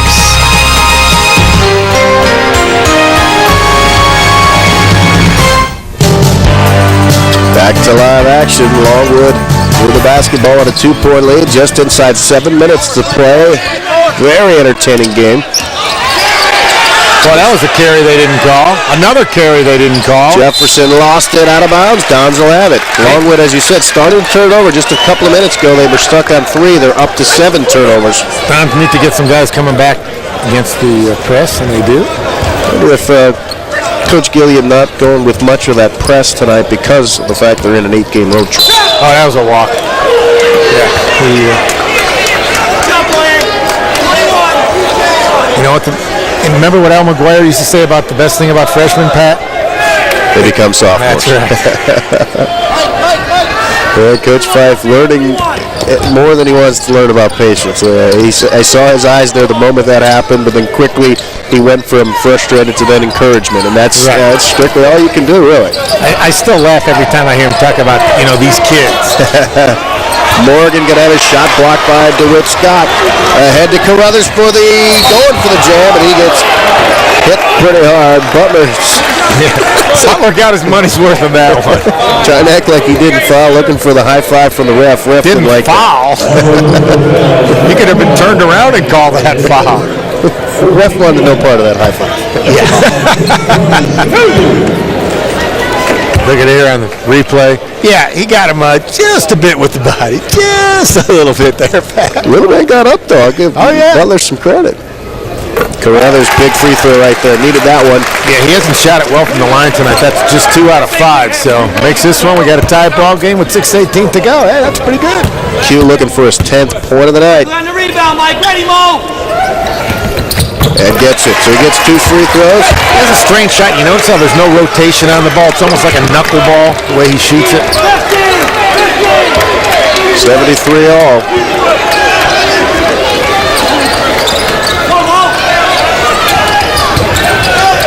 Inside, won't go. Rebound by Carruthers. Dons can take the lead. They want a high percentage shot on this play. Posley will run the offense. Let's go, Bull. Let's go, Savely and Pompey both on the bench. You got top line. Posley kicks it over to DeWitt Scott. Can he get 3 more? Yes, he can. Man, did he squeeze the trigger there, Pat. That one just rattled its way in. This is his kind of game. Biggest lead of the night for the Dons, 3. It was just really a good ball game. And Sumter answering no. Kicks out and Carruthers cleans the glass for the 2nd time in a row. Dane Fife telling his team, hold it up, be patient, make sure you get a good shot. You got the lead, let's keep the lead. And that's a silly blocking call right there on Ryan Butler. Freshman against freshman. Posley playing a little smarter that time. Butler fouling the man, though, at midcourt. I know Posley's turned it over a couple times, but you can tell Coach Gillian didn't like that. He's taking right out. Giles checks back in. Only one senior on Longwood's team. So I told you, these 2 teams extremely similar, and that is Cosmo, by the way. He has not played much at all.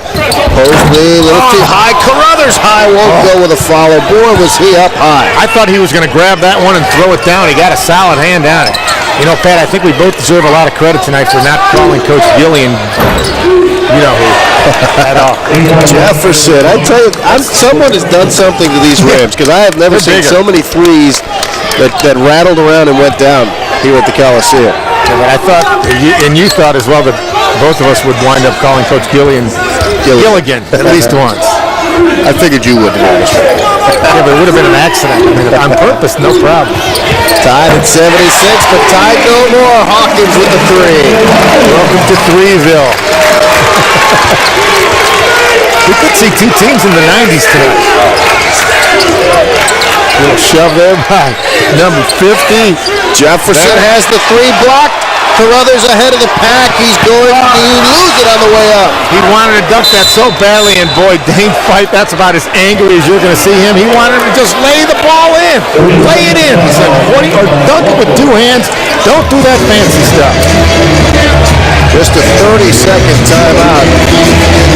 Full timeout. Full timeout now, they said. We'll take a quick timeout. You'll be right back. You're watching IPFW basketball on UPN.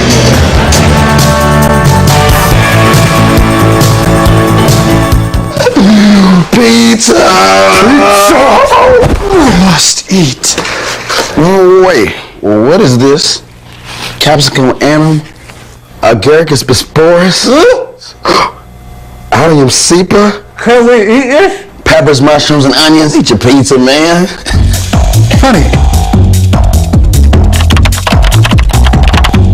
Indiana University, Purdue University, Fort Wayne. One university, 2 great names.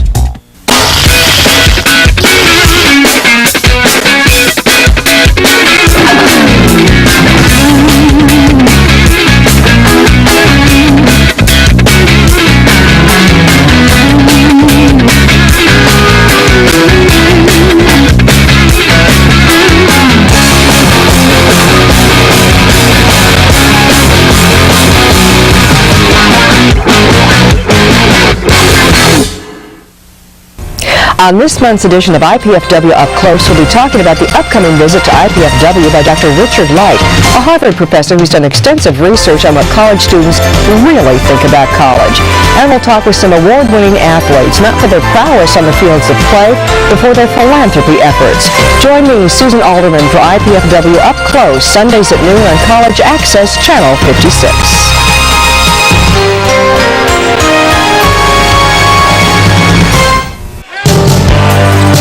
Back to live action. Don's inbound it.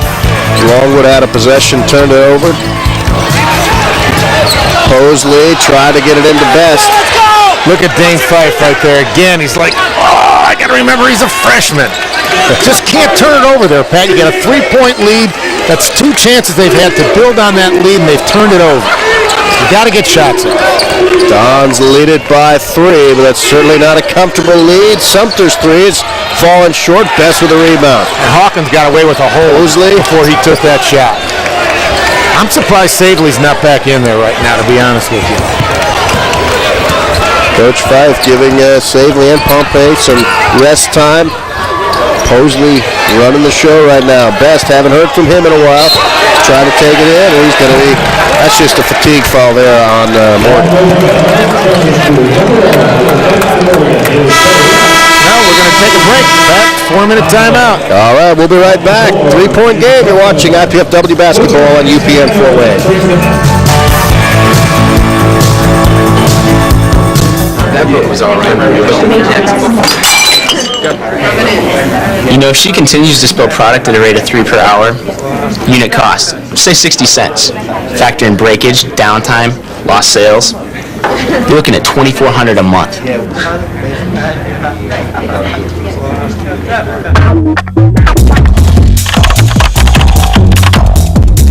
Indiana University, Purdue University, Fort Wayne. One university, 2 great names.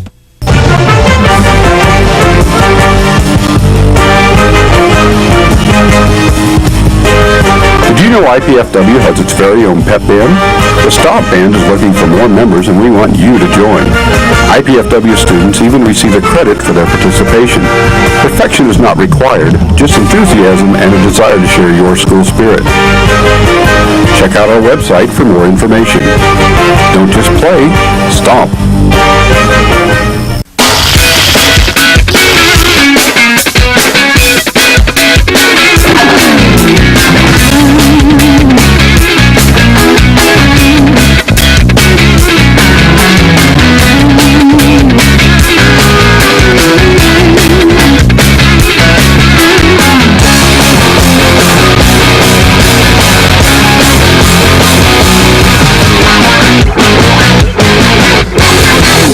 Out. Back to live action. Dons turn it over on the inbounds. Hawkins saves the potential 2 points there. Dons really starting to turn the ball over. It's whoever wants it more. Both these teams not used to being in this situation too often, Randy. And I think both starting to get a little tight down the stretch. That's 3 times in a row, though, that the Dons have turned the ball over when they could build on this 3-point lead. You can't give up opportunities to score right now. That's just killing them right now. Dons do lead it by 3 points, 79-76. In case you just joined us, Tyler Best was tremendous in the first half with 23 points. He's got 7 more in the second, 30 points. DeWitt Scott has been fantastic all night. Yeah, he's Mr. Consistency. 14 at the half, 9 in the second after 23 total. 4 out of 4 from the 3-point line, 7 of 8 from the field. 23 points on 8 shots. Yeah, that's efficient, I believe we like to say. How about 4 out of 4 from 3-point line? And 5 out of 6 from the free throw line. 7 rebounds. He's not normally a rebounder. And 4 assists. That's a pretty good line. Yeah. Longwood a chance to tie with a 3 or within 1 with a 2, and they run a nice play. And very nice play. Good pick. And again, still no Kyle Savely out there. Might not be feeling well. You know, there's sort of a bug going around right now. I've only had it for a week. 1-point game. They got this new thing, Pat. They're called doctors. You may want to visit once in a while. Been there enough. 1-point game. Dons take a timeout here. Crucial possession. Carruthers. And foul on the wrist. Carruthers had Pompey open underneath, but he couldn't see him. He was dribbling with his head down just a little because he was fighting off a defender. But Dana Smith called for the personal. at least the Dons will get a chance at least one free throw here, 1-1 for Quentin Carruthers, who hit his last two. Dons only with 3 team fouls. That's the 7th on Longwood. Only 6 in the game for the Dons, because remember they only had 3 in the first half as well, Pat. Carruthers, big free throw right here, front end of the 1-1. Knocks it down. He's hit 3 in a row after a rough start. He has 11. I think our stat sheet missed one on him. And 7 rebounds. With Dane Fife, I'm surprised the jacket's still on, because he's really been coaching in this game. And 2 big free throws. That's what you want to see. That's your experienced guy at the line, too, though. He's not a senior, but he's close to a senior as you can get on this team. Well, remember, he redshirted a year. He had that shoulder injury. Dons by 3, 2:20 to play. That 3-point mark is just not a comfortable lead, though, at all.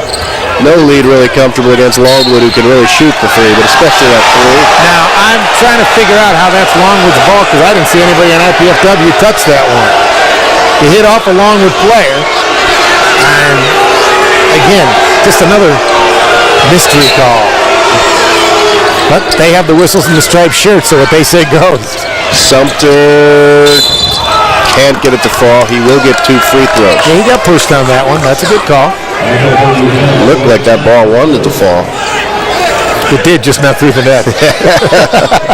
The law of gravity did take over eventually. Thanks, Randy. It did not cease to exist. Yeah, what do you see as being key here with a 3-point game with 2 minutes to play? Well, for the Dons, it's just not turn the ball over. I mean, this could be a much bigger lead right now for the Dons. Now you turn it over 4 times, just make, the way they've been shooting tonight, 55%, they make 2 of those times down. You're looking, instead of a 3-point lead, you're looking at a 7 or maybe an 8-point lead. Sumter, an 84% free throw shooter, but misses the first. Dean Fife. Think he's aging a couple of years tonight? He's now 28. Yeah, he's got plenty of years to give up, so I shouldn't feel too sorry for him. 2-point lead with the ball. 2 minutes to play in the game. Pompey, guarded by Giles, who's very quick. Hawkins. Watch for the quick double team. There it is. Someone's got to be open. Oh, good timeout call there by the bench. That's a good timeout call, because that, Pat, was a turnover waiting to happen right there. And there's still 15 on the shot clock, so plenty of time now to regroup, call a play, know what you're going to do, because you practice these inbound play every day in practice, so now you're ready to go. Again, I want to go back to the... In practice is a good place to practice, and by the way, I just wanted to be extra redundant. Really impressed by the quality, the level of play, the intensity of play. It truly has seemed like a conference game. I mean, Dane Fife really making a point of that, and Longwood, coming on the road all the way from Virginia to Fort Wayne in the midst of an 8-game road trip. I'm very impressed with the attitude of the Longwood team and the effort. And remember, this is a pretty good team. They're 3-12, but lost to Valpo by 3 points, and they're getting ready to play Valpo again. Played Villanova, one of the top 10 teams in the country. Lost to them by 13. 12 on the shot clock. Get it inside the best. He wants it. Hadn't had it in a while. There you go. He's over this matchup, and he's going to be fouled down to shoot a free throw. I'll tell you what. Coach Mike Gilliam very upset at his team, especially at number 1 at Clinton Morgan. I don't blame him, because you just played great defense for 43 seconds. 2 seconds on the shot clock. 33 seconds. Oh, shit. I was like, well, if it's a 45-second clock. Yeah, okay. I lose my mind at least twice a game, Pat. You should know that. But you play great defense for 33 seconds, then you bail them out with a foul. Best free throw won't go.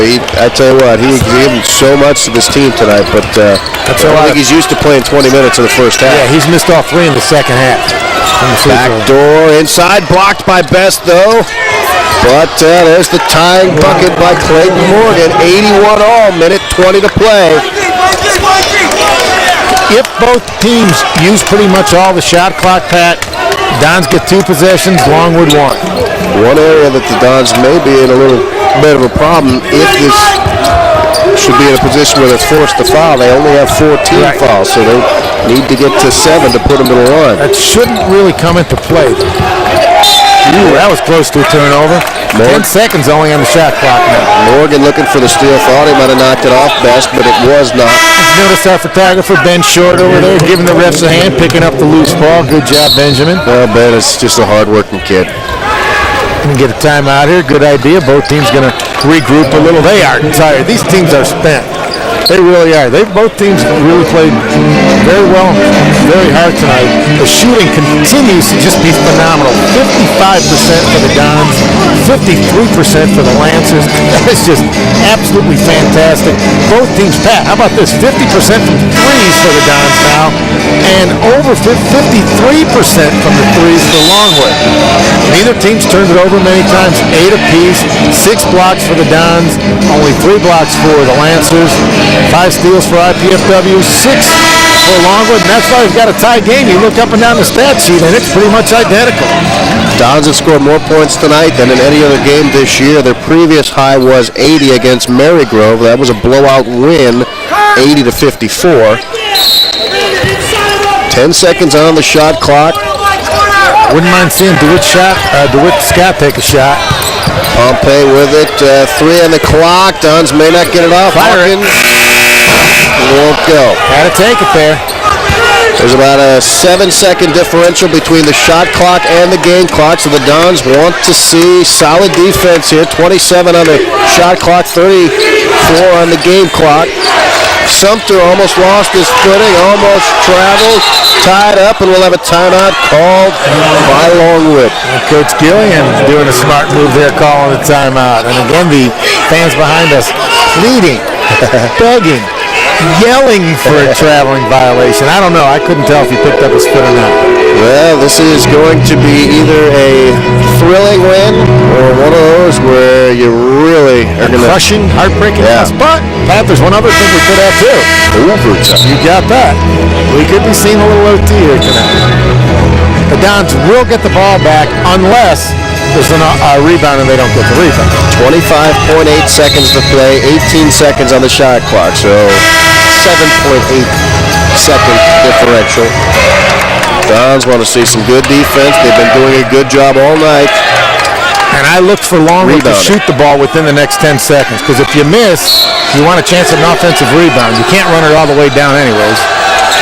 Close to that was going to be a 5-second violation, and again, Coach Gillian doing a great job. And that's, remember, the rules have changed. You can call timeout from the bench now, and he's taking advantage of it. He was right next to the official, and quickly he was counting in his head 1,001, 1,002. When he got to 4, he called the timeout. I'll tell you what, both of these coaches coaching like it's the NCAA tournament. Yeah. I mean, very, very into this game, and both, I think, realize the importance of this game. As important as it is for IPFW, it's equally as important for Longwood. And, you hear the cliches that, when coaches say to you, no, I coach every game like it's the biggest game. They do, though. Coaches live and die with each game. They really do. And, the sad thing is when they lose, they can't get over it. A lot of times, though, when they win, they quickly forget about it because all they're thinking about is the very next game. Yeah. 25.8 seconds to play. As we said, 18 seconds on the shot clock. Dons and the Lancers all tied at 81 apiece. Next game for IPFW right here Monday night. We'd love to see you out here at the Coliseum. 7 o'clock tip-off. If you can't make it, we'll have it for you right here on UPN 4. Getting on his feet now. We also expect our Angola fans to be down here that night because they're playing Tri-State Monday. Don's looking for some quality defense. Tipped it. Tyler Best thought he tipped it off Morgan's hands, but didn't get the call. I'll tell you, if Best wasn't in shape, he is after tonight. He probably lost 5 or 6 pounds out there. He's been working hard. 30 points, 8 rebounds, 1 assist. Boy, the fans really getting into it. Fans really want this one for the Dons. Let's hope they can feed off it. 10 on the shot clock. Backdoor cut. Pompey tipped it. Was it off Jefferson? No. 9. Quentin Carruthers got a hand on that one. Just couldn't control it to keep it in bounds. We're down to 9 on the shot clock. Let's see what unfolds here. Giles inbounds. Jefferson in the corner. They're up. There's the double body team. in hand. He loses balance, but we're going to have a body foul. You know what this means, Pat? That's not a shooting foul. So now there's 12 seconds to go, and it's a fresh shot clock now. That was 4 seconds on the shot clock, so now the Lancers get the ball. They get to run it out. Let's look at this again. He walked. They're saying he bumped him. That's really close. Looks like he tripped over his own feet. So now the shot clock is off. Longwood a chance for the win with 12 seconds to go in the game. Inbounds. Barrett with it. Looking for his buddy Giles. 7 seconds. Morgan's not the guy you want with it. He gets it over to Barrett. Shot won't go. Loose ball. Dons have it. We will go to overtime. Dons dodge a bullet. 81 all as we head to OT. We'll take a timeout. We'll be right back. You're watching IPFW basketball on UPN Fort Wayne.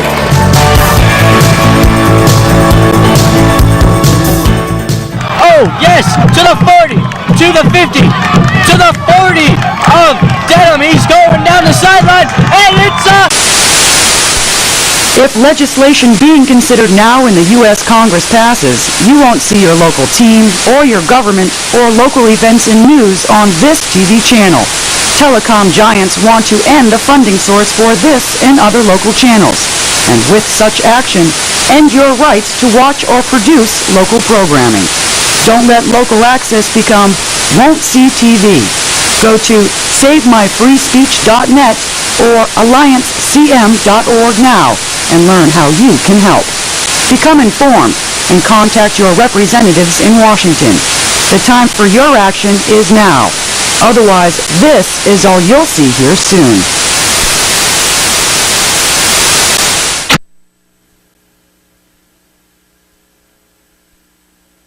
Do you have everything you need? Paper, pencils? We only ask that you do your best. I made you a snack.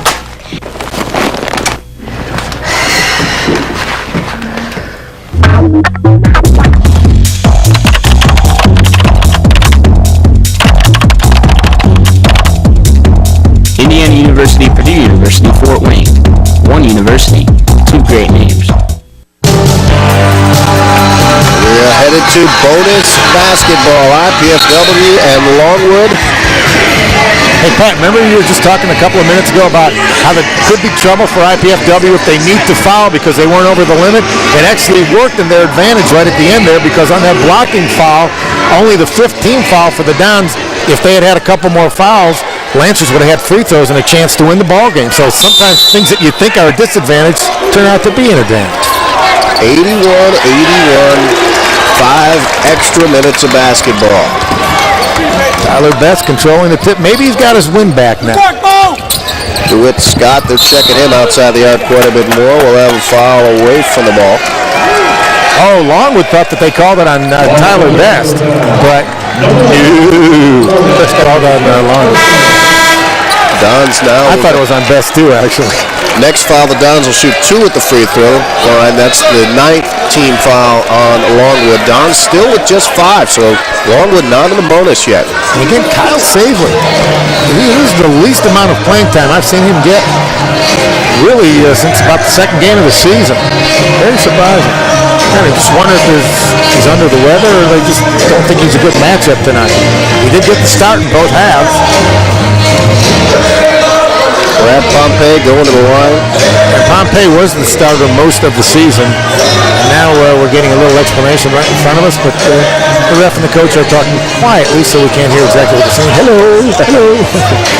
79%, and my tie's a little messed up there. Should we do, Pat, like, you see this all the time now since the advent of cell phones, when people get on TV buying something, they pull out the cell phone and they call somebody they know. Yeah, I'm on TV. Sure, go ahead. Ooh. Boy, that looked like it was long when he let it go. But Pompey coaxes it in. Big free throw for Pompey. And that first one, of course, gets you the second. Dons by 1, 82-81. Just underway in overtime. First overtime game of the year for IPFW. Tell you, if the Dons had shot the free throws a little better, we wouldn't have been in overtime, Pat. They missed 10 tonight, 16 out of 26, so they were 14 out of 24 in regulation. I mean, it's easy to say what if, but they've shot 54%. I don't have the actual game-by-game stat, but I'm going to guess that's their best shooting performance of the year. Yeah. I guess that makes up for it. They shot much better from the field and worse from the free throw line than they normally do. 2-point lead, looking for some more solid defense here. Longwood a little more patient than they've been. He walked late and they're going to call a bucket on the foul.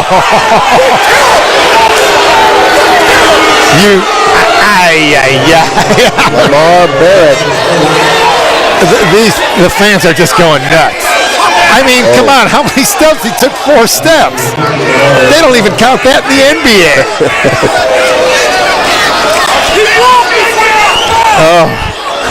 Chance to break the tie here by Barrett. And that one won't go, but he kept the rebound alive, but it'll be an over and back. Sumter got the rebound. He got way up there. Knocked it across the timeline, so the Dons do get it back. I guess it's only right he misses the free throw after getting that basket. And now they're having another discussion. Explain that it was a controlled tip. Right. I was able to hear that one. The room.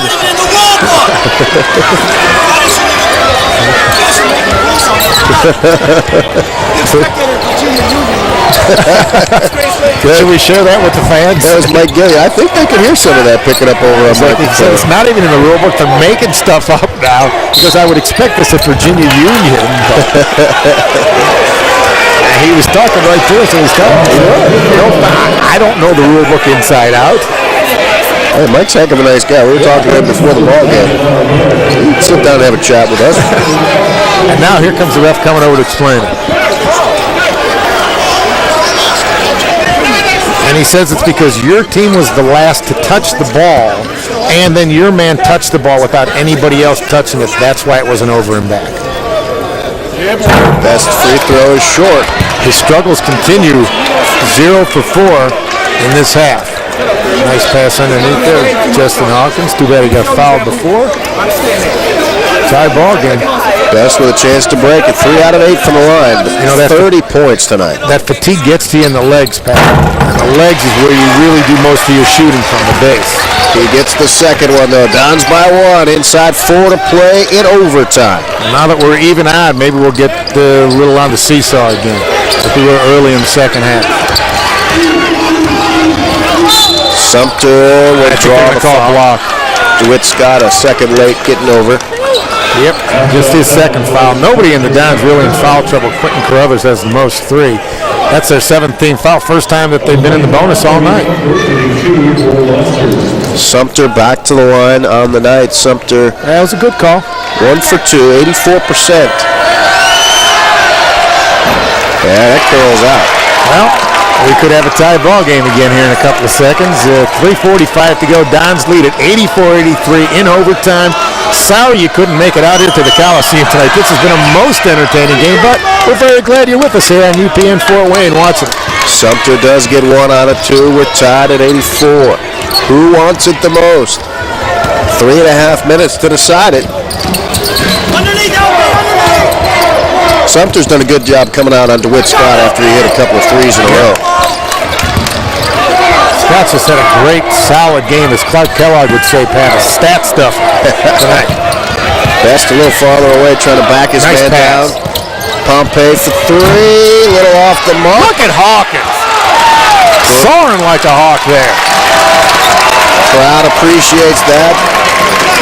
Fresh 35 on the shot clock. That was like a Rodman play. When the shot went up, he knew exactly where it was going. Exactly, right to the spot. Best backs his man in. Little too hard off the window. See, there's a shot that he was making in the first half when he wasn't fatigued, though. Yeah, I think when he made that little turn, he expected perhaps someone to be there, just pushed it a little too hard. But he will get 2 free throws, but he has struggled from the line tonight. Hit the last one after missing 4 in a row. He'll get 2 this time, 31 points, 9 rebounds. Career high is 11 rebounds. He's already doubled his former career high. Here's the replay. You got a small man on him. There's the drop step, the spin. He's got to make that shot. Free throw is good. For as big as he is, he's not a dunk guy. Have you noticed that? 32 points, looking for 33. He's passed his number on his jersey. And he gets 2 clutch free throws. Wow, that was a swish, too. Maybe he's got the range back now. Almost a violation there on Lamar Barrett. He almost stepped over the line when he was putting the ball inbounds. Giles with it, guarded by Pompey. Dons by 2. Giles the drive, scoop. No, that's a late whistle. That's a really, really, really late whistle. And that's what Dane Fife is up about now. But you don't mind that it's a foul call, but don't call it after the ball missed, after the shot missed.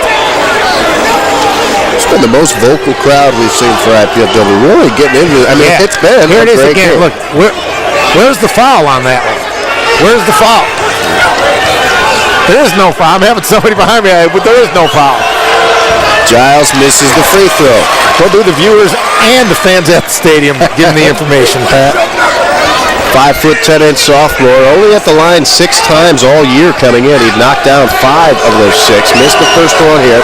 Second one is perfect. 1 point lead for the Dons, 86-85, 2:44 to play in overtime. Casey just joined us. Tyler Best with 33. DeWitt Scott with 23 to lead the Dons. 6 players in double figures for Longwood. By the way, Pat, you noticed overtime and towards the end of regulation, the Dons have had their most experienced players out there. You don't see the freshmen out there now. Carruthers missed the 3 that time. Chance to take the lead. Long 2. Knock it down for Lamar Barrett. That's a money shot right there. And the Lancers go up by a point. 2:10 left in our first overtime. We could see more than one tonight. Pompey with it. You mentioned Savely has not seen much action in the last 10-12 minutes of this game at all. Tyler Best back to the basket about 18 feet away. But if you're being guarded by a guy who's about 6'5". Hawkins for 3 in the corner. Won't go. Best had it. Lost it. Knocked out of bounds. Go by. Kirk Williams. Now, you know what? I think Best knocked that one out of bounds. I think he did, but honestly, I think Williams hit his hand. I think Best had But they didn't call a foul. Well, then it's either a foul or it's their ball. I mean, right now I think the refs have pretty much given up. The coaches have pretty much given up trying to figure out what this officiating crew is calling. Minute 35 to go in our first overtime. Best has it in close. This is his spot. Takes it in and gets the bucket. Don's back up by 1. We've got that odd number. 35 for Best. 88-87. Crowd really getting into it now. Dons want to win. They would be their second in a row. Want to follow up that big win over Indiana State. Kirk Williams with it underneath. And kind of an off-balance shot. Hawkins with a rebound. At 1 minute to go, the Dons with the ball in a 1-point lead. Best did a great job of holding his ground there. He outweighs Williams by a lot, and he made sure that he forced Williams outside to take a really, really tough shot. A good timeout call there by Dane Fife. He will try and settle his young team down, go over situations here, have to protect the basketball. Lancers down by 1. Dons lead by 1. 56 seconds to go. 55.6. 27 on the shot clock for the Dons. See him getting some liquid refreshment on the sideline there. Longwood is into the bonus now. The Dons are in the double bonus, so any foul, the Dons will shoot 2. Both teams have to be a bit parched by now. The officials having a little conference there. 55 seconds to play. Dons 88, Lancers 87. Okay, Coach, who are you getting the ball to? Did you see how Best forced him out to take that shot? I mean, it looked like he was going to take about a 3-footer, and it wound up being about an 8-footer. I think you got to get the ball to DeWitt Scott. There's a kick. And they reset the shot clock on that, I think. Well, I guess not. They used to. I think you got to get the ball to Best or to DeWitt Scott right now. They've been your best scorers tonight. Let them keep doing what they've been doing. There's Scott with it. Scott with it on top. He had a big 3 in a similar situation the other night at Indiana State. Carruthers with a nice great move, Pat. That was just a fantastic move. Dons up by 3. Look at the crowd getting up again. Do we get a timeout here to set up a play for the Lancers? Nope, they want to set. They don't want the Dons to be able to talk about the defense. To steal by Q. Oh, look at I was going absolutely bonkers. Carruthers with the big jam. Dons by 5, and unfortunately we couldn't see Dane 5-3 at the other end, and it goes. This game's not over. This game's far from over. They thought we had great game. The exclamation point with Carruthers, and I'll tell you what, I wish we could have had a camera ISO'd on Dane Fife, because he could have dunked. He got up so high. He jumped off the bench higher than I ever saw him at IU. Without question, he may have dunked. What a great sequence there by Quentin Carruthers. And a heck of a play by Lamar Barrett, knocking down a huge three to keep this game alive. Now with 15 seconds to go, it's just a 2-point game. But Carruthers on the offensive end with the decisive move, sliced right to the basket, made it with the left hand, and then when the Dons get the ball back off the steal, they flush it out to him, and he throws down the two-handed stuff, and it's still a 2-point lead. Somebody's going to get fouled here now, Pat, and if I'm Longwood, I'm probably going after Tyler Best, even though he's just made a couple. He's missed a couple, too. Dons will get 2 shots every time now, though. Dons would like to get it in the hands of DeWitt Scott, who shoots 88%, and they get it right to him. Just stand there. They don't want to foul him. They'll throw it down, and Carruthers keeps it alive. Oh, he stepped down the line. He stepped down the line. Oh, my. 8 seconds to play, 2-point lead for the Dons. A 3 would win it. And I think Longwood's going to go for the 3. I think they will, too. Who could have foreseen this happening? Scott should have called the timeout there. They have 2 timeouts left. He should have called the timeout. 6 seconds now. Here comes the shot. 3 wins it, and they got a steal by Best. And why not, Pat? He did everything tonight to win this ball game. Why shouldn't he come up with the game-winning steal, huh? Is that apropos or what? Absolutely. And some of the fans onto the floor, and Dane Fife and Coach Mike Gilliam with a handshake, and Coach Fife very excited about this win. I tell you what, I'm so impressed by both teams' hustle and effort. You know what? This was just a fantastic ball game. It was just a great game. A lot of fun to watch, and I'm sure these guys had a great time playing, except, Longwood didn't have as good a time, but it was just a terrific ball game. Longwood wasn't going for the 3 there. I'm shocked by that. I really am. Jefferson looked like he wanted to drive, and don't know if it was the hurt of getting it turned over or just because his ankle, as we know, has been a problem coming in, and he came up gimpy right after that. But Tyler Best with the clean strip right at the top of the key. And lucky that wasn't called a foul. Whether it's a foul or not, a lot of times they call that just because they think it's a foul. But there were some, again, unique calls tonight. The Dons hang on for their 2nd win in a row. First time they've done that in 14 months, since November of 2004. 92-90, they get the win, and I tell you what, the fans that were here don't know what the total count was, but we had a nice representation here tonight. The fans that were here tonight, I think, will be back again. That's right. Because this is one that will bring you back. We will take a timeout and have the numbers on this one when we come back. IPFW gets the big win, 92-90 in overtime. We'll be right back.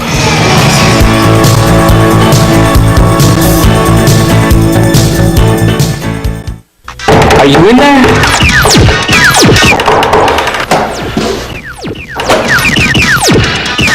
What's up? The show's at 7.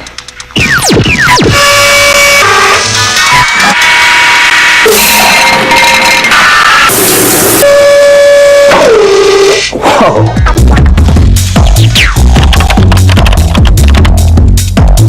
Indiana University, Purdue University, Fort Wayne.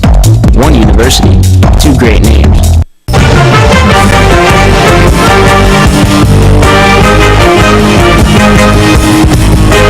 Did you know IPFW has its very own pep band?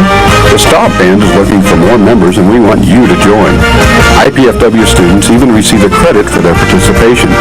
Perfection is not required, just enthusiasm and a desire to share your school spirit. Check out our website for more information. Don't just play, stomp.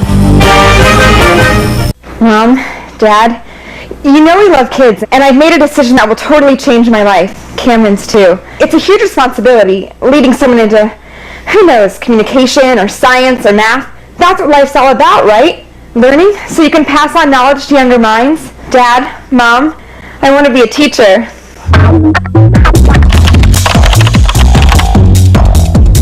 Indiana University, Purdue University, Fort Wayne.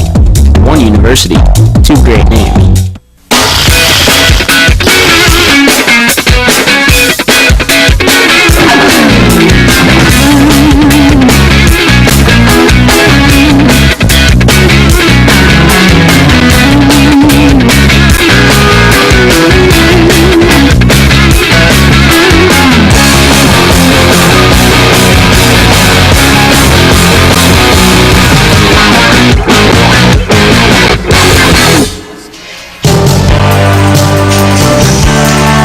And we welcome you back to the Allen County War Memorial Coliseum in what has been a fantastic evening of basketball. Randy, I almost didn't make the broadcast tonight. I've been battling a bad cold, was afraid my voice would not hold out. I'm thankful that you manned up, Pat. You manned up. I don't know if I manned up, but I'm thankful that I was able to be here to see this, because this was really something special. And Coach Tungate coming out quickly to join us tonight, which is good. So I'm going to slide over and let him come in here.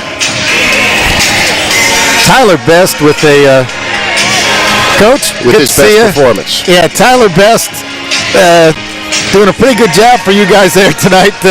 He carried you. He and DeWitt Scott carried you in the first half. And Best, he looked like he was getting a little fatigued in the second half, but towards the end, it's like he got his about fifth win, didn't he? Played great. Tyler, I tell you, Tyler really played well from start to finish, and you know, it was one of those games tonight. We really had some matchup problems with them and didn't know quite how we needed to match up because they caused us so many problems off the dribble, but Tyler did a great job at the offensive end, and you know, I'm proud of our guys. Any win this time of year is a great win, and we'll take it. It wasn't exactly a defensive film clinic for both teams, but we'll take a win any way we can get it. But the shooting was very good by both teams, too, and some of it wasn't bad defense. It was good shooting. I mean, they're hitting three-pointers from 28 feet. There's nothing you can do to stop that. Let me ask you this, though. How come Kyle Savely didn't play a lot tonight? Was it because the matchups, like you say? Or was he maybe under the weather? I thought it was more in the second half. You know, DJ was having a little bit of trouble with the pressure, and and Kyle plays so fast that Brad has some experience. He's played, you know, a couple years at junior college. We just want to go with a veteran lineup down the stretch and give them a chance to get the job done. It's nothing that Kyle did. It's more what we thought Brad could do. I know I asked Coach Fife this the other day on the Dane Fife show, which actually ran last night here, but he said that Tyler Best is now getting comfortable playing with his back to the basket because he's a guy who's mostly played facing it in his career, and the spin moves and the drop steps were terrific tonight. You know, Tyler's really been working hard. You know, in the beginning of the year, he wasn't coming in the gym getting the extra work that he needed. Now he's starting to face up on the perimeter to set up his post moves down low like that one you just saw right there. And he's starting to get better position, and he's starting to get more confidence in his game, and our guys are getting confidence in him so we can run everything through him. Right. And I think it allows our perimeter guys, they have to make a decision. If you're going to play single coverage on Tyler, he's going to score. If you double down, we'll kick it out to guys for an open shot. And, you know, Tyler's starting to get more aggressive down, and he's attacking the glass. He's not just being passive. He had the full repertoire working tonight, and when he hit the three in the second half, it was like, that's it, you know. Well, and the biggest thing with Tyler, too, he's starting to get to be where he can score on both blocks. You know, and not only is jumper starting to come around, but he can score on both blocks, where in the past he's so limited to the one block. Now he's kind of adding to his game and can score on both blocks. He was certainly fantastic tonight. Another guy who, I mean, when I look at the line of DeWitt Scott, 23 points on 8 field goal attempts. He was 4 of 4 from 3, 5 of 6 from the free throw line. And here's a guy who doesn't normally rebound a whole lot for you. He got 7 rebounds and 4 assists. That's a pretty good night for DeWitt Scott. Well, you know, DeWitt's another guy. Our whole team, they just keep getting better. And that's the thing that's exciting. And we just keep growing as a team. And our chemistry right now is really good. We're unselfish with the ball.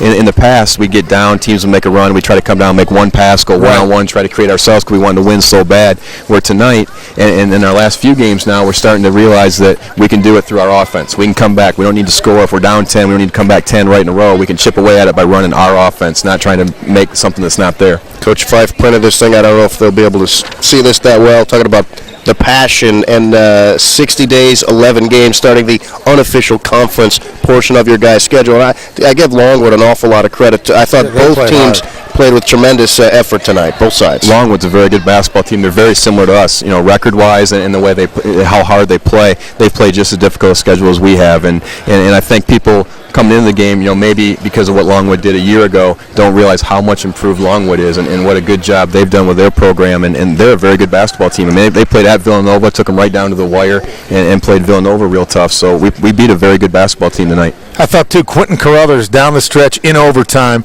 There was about 10 seconds on the shot clock, and he got that ball, and he made a decisive move to the basket, makes it with the left hand, perfect move, and then on the fast break, he gets that dunk, and it just, I saw Coach Fife jump so high, I think he could have dunked on that one. I told him I think that's higher than he jumped at Indiana. That's right. That's exactly what I said. I never saw him jump that high. Well, I tell you what, as big as this win is, you had to follow up that win with Indiana State with an effort tonight. If you would have expended an effort like this tonight, and came up short, that would have been really tough to come back from. Well, especially we've got one more home game coming up, then we have to go on the road for 7, and I think we've really been hard to get the confidence back. If we would have stumbled tonight and fallen, it's tough to come back from that to give that kind of effort. So it was an important win, one we really had to get, and our guys came through. They made the big plays when we needed to, and that just shows the growth of our team. And I know it's baby steps. It's 2 wins in a row. And Coach Jasic told me last time you guys had a chance to win 2 in a row, he said that's not a winning streak. That's back-to-back. It's got to be 3 for a winning streak. Is that coach speak or what? Because I always thought 2 in a row was a streak. Well, I think we want as many as we can get. If we get 2, 3, 4, we don't care. We want as many as we can get, especially in the first year of the program. We'll take whatever streak we can get going, but it'd be nice to continue this now, and our guys are starting to play with it. It's just so much fun to watch how much confidence they're playing with now, and we just hope that continues. Now we just got to obviously get our defense I'll give you this. A little bit. You're unbeaten this year. You're unbeaten this year. Well, that's not bad. Hopefully we can still say that in March. Okay. And a chance to make it 3. You got another home game on Monday against Tri-State. So if you get that, it's officially a streak. Well, let's hope we can get it. All right. Thanks for coming. That's the next time we'll be back too. Exactly right. Monday night, Coach Tungate. I think we got the final stats here to take a look at. Some pretty impressive stats. 92 points, of course. That was a season high. 54% shooting. Game went to overtime. Down shoot 54% from the field. Tyler Best was 14 out of 21, and DeWitt Scott 7 out of 8. That's a 21 out of 29 between those two guys. I know you look at this and you smile, except you're looking at your guys. I know you don't like the defense. I'm only looking at the bottom half right now, which is our team and their percentage. We're not looking at the top half and their field goal percentage. And the one that matters the most, 92 to 90. The Dons get the win, and again, a Monday night right here, 7 o'clock. Tri-State will make the trip to town. Randy and I will be back for that. Of course, Coach Tungate, Coach Fife, and the rest of the players as well. Thanks for tuning in. Randy, any final comments? It's a win. 2 in a row this year, baby. It's a streak. Well said. In my book. All right, that's going to do it for us. Everybody Hates Chris coming up next on UPN Fort Wayne. For Randy, Coach Tungate, I'm Pat Hoffman. Thanks for tuning in. Good night, everyone.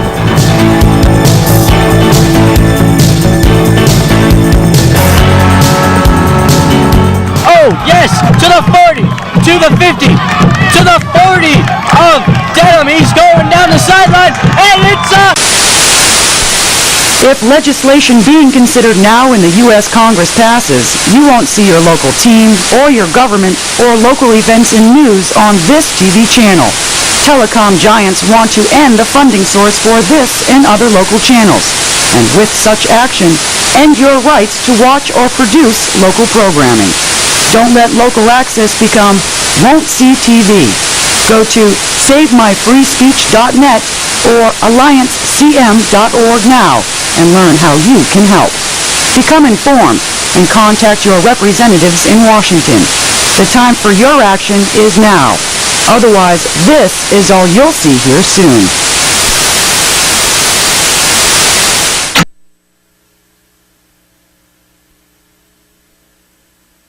On this month's edition of IPFW Up Close, we'll be talking about the upcoming visit to IPFW by Dr. Richard Light, a Harvard professor who's done extensive research on what college students really think about college. And we'll talk with some award-winning athletes, not for their prowess on the fields of play, but for their philanthropy efforts. Join me, Susan Alderman, for IPFW Up Close, Sundays at noon on College Access, Channel 56.